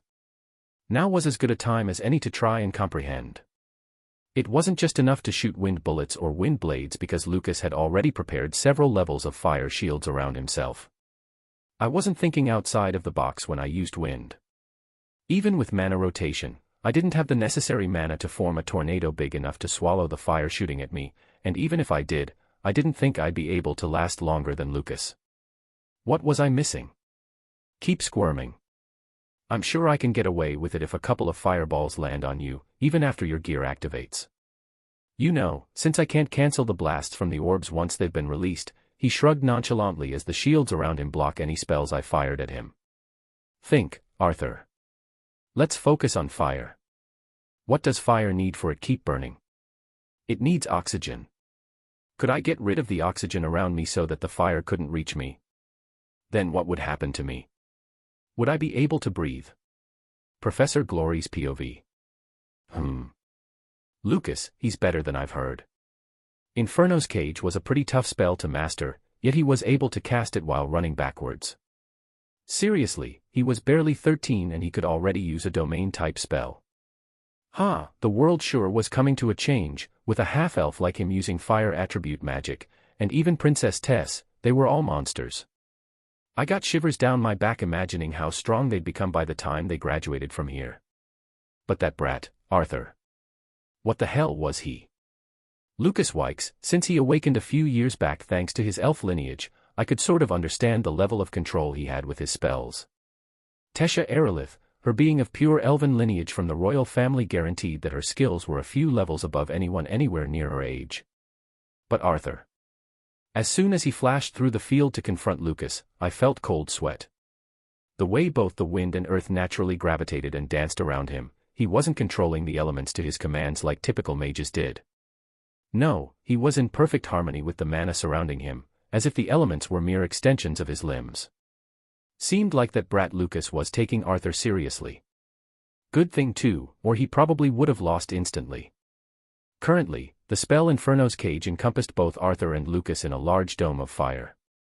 I could tell Lucas was a bit worn out after using it, but this was a continuous spell that he could leave activated until he ran out of mana, which I didn't feel would happen anytime soon. The dome made up of tiny orbs of fire was like a death trap used by conjurers to gain the advantage against augmenters or agile mana beasts. The tiny orbs could shoot out beams and bullets of fire anywhere inside the dome, leaving the augmenter occupied enough so that the conjurer could cast more spells, uninterrupted. I focused my gaze over to Curtis Glader and Tesha Aerolith. As expected, Curtis was having a hard time. I had the chance to observe the elf princess practicing with our director once, and I had to say, the way she battled was exquisite. She was a conjurer, but her staff was actually a sharp blade made of a special wood that was lighter but harder than most metals. Casting buffs on herself and using spells in sync with her movement, she danced around the vines she conjured with a speed faster than even some trained augmenters from the wind, aiding each motion and action. She fought in a mixed style of both conjuring spells and using close combat, so she had no notable weakness. Compared to my masculine way of fighting, I could only admire how graceful and beautiful her style was. Claire Blad Ehart, on the other hand, was gaining the advantage on our student vice president. Clive was a rare long-range augmenter that wielded a short bow capable of firing arrows at an almost unbelievably fast pace. Usually, he would be at an advantage against most augmenters, but Claire was a bad matchup for him. Miss Bladeheart's style mimicked that stick, Caspian. With her dual elements, she created spears of wind and fire from her rapier. She had yet to reach his level, but with constant training, I was confident she could surpass her uncle. I turned my attention back to the most intense battle, which was definitely Arthur and Lucas. I noticed that most of the students were watching their fight as well, in awe from both of their abilities. I couldn't help but raise an eyebrow at what was happening. That was strange. Arthur was getting hit by the fireballs now. At this rate, even with protection from mana, his gear was going to activate. He had dodged them so effortlessly just a minute ago too. I focused more mana into my eyes to get a better look. The dome of fire surrounding them blocked a lot of the view, but I could still sort of make out the fight. It seemed like Arthur was trying to do something. Was he holding his breath? What was he trying to do in this situation? Torch. Fly down a bit lower. My bond descended as he angled his massive wings to keep himself level. As we slowly circled around the huge fire dome that surrounded a third of the field, I began noticing some changes. Around him, for every 3 or 4 fire blasts that scraped or hit him, one would completely extinguish before it reached him. No. A smile crept up on my face as I continued observing him. Don't tell me he's actually trying to learn how to manipulate air in this situation right now. I covered my mouth as I continued to smile in wonder. That little monster, he has guts, I'll give him that. Air manipulation was a variation of wind magic, albeit a much harder one. Breaking down the components of any element and trying to directly manipulate it is something only the most keen and sensitive mages can do, and that's while meditating in a perfectly calm and peaceful environment. After years of practice through meditation, the mage might begin experimenting in real-life situations like incorporating it into spells. The blue fire technique was a perfect example of that. It took years of meditation to reach the stage of stably summoning blue flames and even longer to do it fast enough for it be of use in actual battles. This little beast was skipping a few steps and trying to incorporate a completely new technique in the middle of a battle. My hands trembled in excitement at the thought of being able to witness the development of a mage that can perhaps become the pinnacle of power in this school, no, maybe even this continent. Grow air. Turning my attention at the sound, it seemed like Princess Tesha and Prince Glader's battle was reaching its climax. Curtis Glader's uniform was full of small gashes and nicks. I must admit that Curtis had done fairly well against the only disciple of our director Gudsky, although it was most likely because of his bond that he was able to last this long. You forced me to do this, Princess Aerolith. Please be careful. Phase 1. King's Wrath. I heard Prince Glader roar as his body glowed. Oh. He activated the acquire phase of his beast's will. Curtis rarely chose to use his beast's ability because he didn't really consider it his own power. I had to hand it to him for having the right mentality. It was said that some beast tamers chose to only use their unique powers instead of honing their own. Because of that, while still strong, they never really improved themselves in the long run. In order to utilize the most of the beast will, the user himself needed to strengthen his own power. As he activated his beast will's first phase, a noticeable transformation occurred in him. While the amount of visible change differed by the person, Prince Glader's change was visibly apparent. Both his deep red spiky hair and eyebrows became longer and messier while the straps that wrapped around his arms tightened from his muscles expanding. His extended canines became visible as he roared. I whistled. This sight never failed to impress me. When I shifted my gaze to Princess Tesha, though, who was standing on top of a series of vines, her face looked unnaturally pale. That's odd, it didn't look like she took any damage. I was quite a bit away from Tesha and Curtis' battle since I was encircling Lucas and Arthur's, but with mana-infused eyes, I could make out even the beads of sweat rolling down the princess' face. This is my most powerful attack. If you can take this on, I'll admit my defeat. Please prepare yourself. Prince Glader's voice became a lot louder and huskier after activating his beast's will. He was a ferocious sight to behold on top of his bond, Grotter. World Howl. A serious amount of mana gathered in front of the mouth of Prince Glader as he invoked his breath attack. The World Lion had a powerful move that they used as a last resort against enemies more powerful than them. It was a beam of condensed earth attribute mana that could shred anything in its way if not blocked properly. A little worried, I looked at Tesha again, and I could see her mumble an incantation when the worst-case scenario happened. God damn it. This is frustrating as hell. I could only grimace and try harder as I continued to try and manipulate the air molecules surrounding me. I had little success so far, but I felt like I was onto something here. Lucas, noticing this, clicked his tongue and started chanting spells again. "Flame Guardians," he shouted. I let out a small grin as I realized he was reaching his limit. Then again, so was I, or more accurately, so was my combat equipment. I wasn't sure when this thing would start screaming its alarm, so I had to finish this fast. As the flame soldiers gained on me, Sylvie's worried voice boomed in my head, "Papa. Something's wrong with Mama. She's going to get hit by a powerful attack and she's not doing anything. This is really bad. Should I go help, Papa? Damn it. No. You can't do anything while you're in that form," I shouted back in my head. I could sense the feeling of desperation from Sylvie, making me all the more anxious. "No." I took a quick glance up to where I heard Professor Glory scream and noticed she'd gone full speed to where Tess and Curtis was. "Papa. She's not going to make it in time," Sylvie echoed back, sounding even more worried than before. "Dragon's Will, Phase 1. Static Void." My knees almost gave upon activation of the first phase of Sylvia's Beast Will as the color of everything became inverted. This ability to shift myself outside of the world's time and space came with a limit. I couldn't affect anything outside of myself unless I chose to bring it in here with me. "I don't have time," I said to myself. As I dashed through the gap between the orbs that made up the dome created by Inferno's cage, I passed by the frozen professor on top of her mount, Torch. Quite a bit ahead I saw Tess, already fainted and falling from the conjured vine she was standing on, clutching her abdomen as a massive breath attack released by Glader was almost upon her. Sylvie was right. If I had left it to Professor Glory, she wouldn't have made it in time. I could only purse my lips in dread as I imagined my precious friend dying. I sped up, my vision growing blurry as I ran out of energy. I was almost at my limit. "Fuck. Hold on, Arthur. You can do this."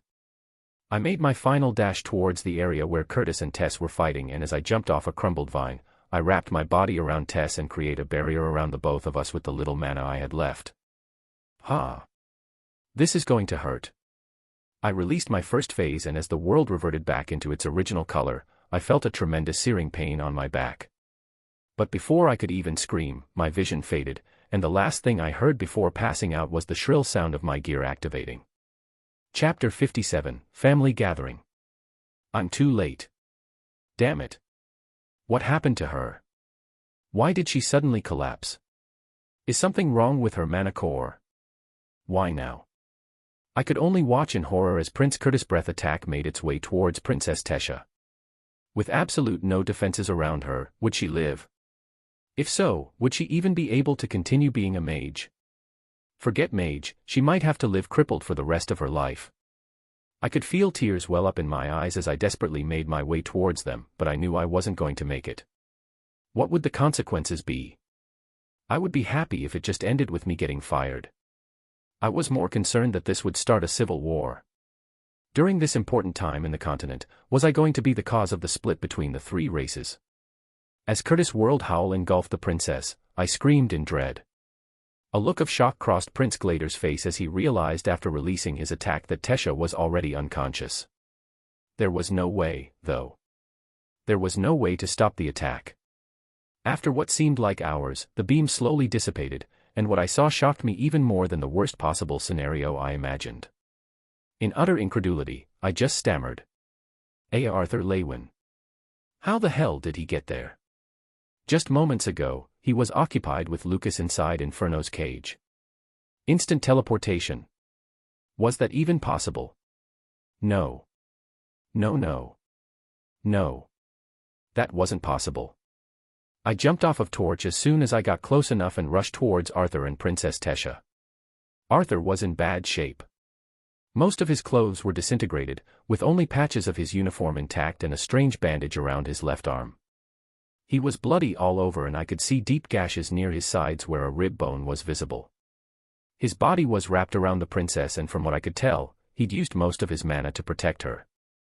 Thanks to that, she was almost unscathed. The rest of the students all rushed out of the viewing platform and made their way here. Fortunately, the princess was okay, but Arthur needed immediate attention. But as soon as I got close enough to try and help them, Arthur's little bond stopped me in my tracks. Grr.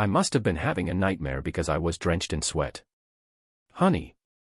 Art is awake. I heard my mother's voice to my left. Turning my head was a lot easier if I ignored the pain. Hey Mom, when'd you guys get here? I gave her the best smile I could muster up. Are you okay? Director Gutsky didn't really tell us what happened yet. How did you get hurt so badly on the first day of school? I could tell she wanted to hug me, but she held herself back after realizing I probably wasn't in the best state for that. My sister rushed to the other side of the bed and leaned forward. Brother. Are you okay now? Does it hurt? My eyes widened in horror as I noticed that she was about to place her hand on my body to probe me, but before she was able to, Mother stopped her. You're already getting into fights, son, my father smirked. You should see how the other guy looks, I grinned back, making him laugh. My mother just gasped at this and started actually imagining what the other person must look like. He's only joking, Mrs. Lewin. Coming in through the door was Director Gutsky with the whole Aerolith family, including Tess, who was looking a lot better. This. My father took a step back in surprise as my mother gasped, covering her mouth. Pleased to finally make your acquaintance, Mr. and Mrs. Lewin, Alduin Aerolith, Tesh's father and the former king of Elenoir, grabbed my stunned father's hand and shook it. We have always wanted to meet the parents of Arthur. It is such a pleasure to meet you in person. Muriel, the former queen of Elenoir and Tesh's mother, Muriel Aerolith hugged my mother, who still had her hands over her mouth in disbelief. Muriel then went to Ellie and patted her head gently. You must be Arthur's little sister. You're so adorable. I saw you guys at the announcement a couple of months back. My father's speaking skills seemed to drastically decline in front of them, which I found surprising since they didn't react this much even towards the king and queen of Sapin. Greetings. I go by Virion Aerolith, and I am your son's former teacher. He shot me a cheeky grin as he grasped my father's hand. Without the energy to even retort, I just smiled helplessly back as my father and mother's gazes switched back and forth between the Aerolith family and me. Hello. My name is Tesha Aerolith. It's a pleasure to meet you. Please take care of me. I'm Arthur's childhood FF friend and I'm not sure if he talked about me with you, but I really am. Tesha bowed so her body was at a full 90-degree angle, her voice a mixture of respect and panic. She quickly got back up with her hair draping over most of her face, and as she tried to fix her hair, I could see her face becoming more and more red. At this, my parents became a bit more surprised, but my mother looked at me with a coy smile that suggested she was onto something and kneeled in front of Tess. I see. Well, aren't you the prettiest girl I've ever seen? Please take good care of my son. As you may know, he's the type to get into trouble a lot, so it'll really help me if I know he has someone like you next to him, now and in the future. My mother shot her a wink as she stroked Tess' hair. I wasn't really sure what Tess really heard, but she was definitely overthinking everything. Eyes widening as her already red face turned a shade brighter, she responded in a voice that was an octave higher than usual. Yes, she beamed while nodding vigorously. My father was still clueless as to what was going on, but I could only internally groan.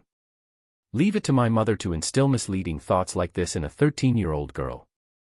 After getting back up, both my mother and Muriel broke out into a fit of giggles while my sister began pouting, presumably because our mother said that Tess was the prettiest girl she'd ever seen.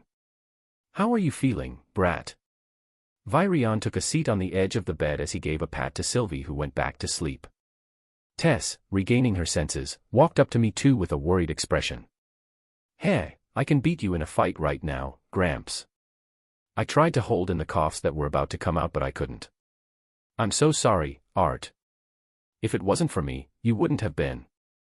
I stopped her mid-sentence and poked her gently between her eyebrows with my finger. Don't furrow your brows, Tess. Your face will turn ugly. As the strength in my arm gave out, I slumped back down and took a deep breath. Gramps, did you take a look at Tess Manacor? How's everything looking? I couldn't help but be worried since I knew exactly what she was going through. He gave me a soft smile. Luckily, her body seems to be a lot more compatible with the beast core than your body was when you first integrated. By the way, how the hell did you manage to pick up an Elderwood Guardian's beast core? He leaned in forward and spoke in a hushed voice. By killing one, of course. I gave him a weak smirk. You're joking, no. You're joking, right? You're telling me that you killed an S-class mana beast. Grandpa's usually stern face was round in astonishment as he got even closer, our faces almost touching. You're too close, Gramps. I can smell what you had for your last meal. Wait. How long have I been out for? I couldn't get a grasp on how much time had passed. From what Cynthia told me, it's been a bit more than a day since you passed out. You missed your second day of class. He let out a sigh. Oh no. I guess I can forget about shooting for perfect attendance. I gave a weak elbow to his arm, making him chuckle. Tesha giggled as well as she took a seat on the bed too. I'm telling you. I'm Arthur Lewin's best friend. We're like brothers. If I can't visit him, then who can? I'm telling you, it's true. I heard a familiar voice echo in the distance and I couldn't help but chortle at my friend. Director Gutsky, hearing this as well, signaled to the security to let him through. Arthur. You okay, man? He rushed towards me, totally oblivious to the other people in the room. You're late. And you didn't even bring any food with you.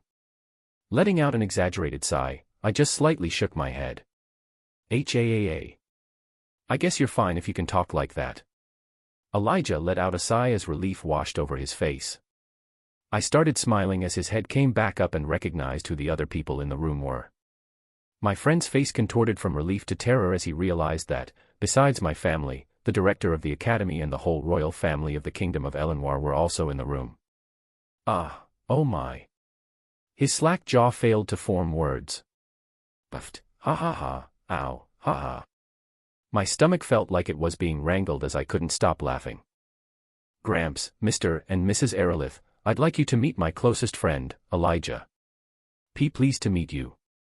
Sorry for being so rude just now. Elijah immediately bowed, almost dropping his glasses. After everyone got acquainted with each other, my parents continued to chat with Tess' parents at the other side of the room. Gramps finally left me alone and started catching up with Director Gutsky after ringing me of all the details and telling me to make time for him once I'm better to further discuss everything else. Brother. Who's prettier, me or her? Ellie pointed at Tess and gave me a serious look. You guys are both pretty ugly to me. I just shrugged helplessly, but I regretted it as soon as the words left my mouth. Ow. That seriously hurts right now. I groaned as the both of them pinched and twisted the skin on my arm. Tess, like I said, Elijah is a close friend of mine. You guys should get along. I said through gritted teeth, my arm still throbbing, more so from the state of my body than the power of my sister and Tess pinches. Sorry, I never formally introduced myself to you. I'm Tesha Aerolith, Arthur's closest friend. She stuck out her hand and as Elijah accepted her handshake, he responded, I'm Elijah, Arthur's best friend. Nice to meet you. Sparks flew between them as they glared at each other in competition. I just rolled my eyes as my sister giggled. I was getting tired from being awake for even this long, my eyelids beginning to weigh down heavily. Director Gutsky, noticing this, announced to everyone, now. I think we should give Arthur some more time to rest. His life isn't in danger, but he should be very tired right now. Son, come visit home after you're all healed up, okay? My father grasped my hand and gave it a gentle squeeze before herding my family out. Get plenty of rest. Okay, dear, my mother said as she headed out. Tess' parents said their brief goodbyes while patting me softly on the arm before following out after my parents. We'll catch up soon, brat. Virion ruffled my hair, making me wince, and towed Tess and Elijah out with him. Ha! I looked at Sylvie, who was still fast asleep. As I was about to close my eyes, the door squeaked open once more. Did you leave something, Tess? Spotting from the corner of my eyes, I didn't bother turning my head. Hey Arthur. She arrived next to me and glanced back at the door. You said you couldn't really move your body, right? I could see in my peripheral view that she was fidgeting a little. I can probably only turn my head and lift my arm for a little bit, why? As I turned my head towards her, my eyes widened in surprise as I realized that Tess' face was just inches away from mine. Her eyes gazed at me with an expression I'd never seen in her ever, and before long, I felt her lips as she closed her eyes. The soft, warm sensation of her lips on top of mine caught me by surprise, but my body didn't let me react. Instead, I spotted a small mole in the outer corner of her left eye that I'd never noticed before. As she pulled away, her eyes locked onto mine. Then she quickly turned her head and ran out of the room, leaving me more dazed than when I had first woken up. Chapter 58, Feelings and Old Memories. I kissed him. I kissed him. As I ran out of the room, I could feel the temperature in my face rising rapidly. That was my first kiss. I wonder if he liked it. Did I do it right? My face didn't look weird as I kissed him, all right.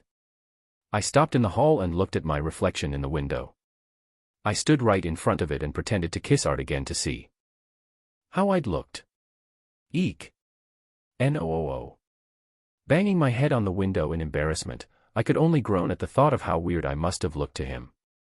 As I looked outside through the window with my forehead still glued against it, I touched my lips with my fingers. His lips sure were soft. They were a bit chapped since he was so hurt, but it felt nice. Hee. I noticed that my face in the reflection showed a perverted grin. Oh God, I'm turning into a pervert. I wonder if I came on too strong. What if he didn't like it? What if he thinks I'm some sort of pervert now? Ugh. I slumped down to my knees as my forehead slid down the window. Wait. How was I supposed to face him now? Things were just getting better too. Did I just ruin everything? What if he ignored me now, when he saw me? A throbbing ache thumped in my chest as tears started welling up in the corners of my eyes. I wouldn't be able to bear it if Art ignored me like that. Should I go back to his room and pretend it was all a joke? I imagined myself bursting in the room, laughing and pointing at him. Got you. Ha ha ha. You really fell for it. Am I stupid? I groaned again at the stupidity of it all. No. You did the right thing, Tess. Things would never progress if I left it up to Art. He still treats me like a child every time we're together. It was for the best. Yeah. I fist-pumped the air to encourage myself, but I still let out a big sigh at the thought of him not liking me. TCH. Who cares? If that stupid Art chooses to ignore me, I can just find someone better than him. He wasn't that great anyway. He's just a teeny bit better looking than average. He's only slightly better than mediocre in magic, right? Sigh. Who was I kidding? I couldn't imagine myself with anyone else but Arthur. Sure, over the years, there were nobles that tried to impress me and tried to get close, but they didn't come close to Arthur. That stupid Art. He's such a player. Don't furrow your brows, Tess. Your face will turn ugly. I said in a mocking tone, imitating him. TCH. Making my heart skip a beat for no reason. That stupid player. Gah. Who cares if he doesn't like you, Tess? It's his loss. What don't you have? You're a talented mage. You're also pretty smart and popular too, right? Not to sound conceited, but you're not a bad-looking girl either, right? Arthur is the one that's missing out if he doesn't snatch you up. I pointed at my reflection as if she's a different person. I wondered what kind of excuses I could make to talk to Arthur. There were plenty of excuses. His mother personally asked me to watch over him, yeah. And also, the beast core assimilation. I could just ask him to help me with it since he was the one that gave me the beast core. It was only right that he took the responsibility, right? I took one last look back at where Arthur's room was before I slumped back to my dorm. I kissed Tess. I kissed Tesha Aerolith, a 13-year-old girl. Wasn't this a crime? Was I a criminal? No, I had to calm down. I was in the body of a 12-year-old boy. Why did I feel so guilty then? I shouldn't, right? She was the one that kissed me after all. I was the victim here.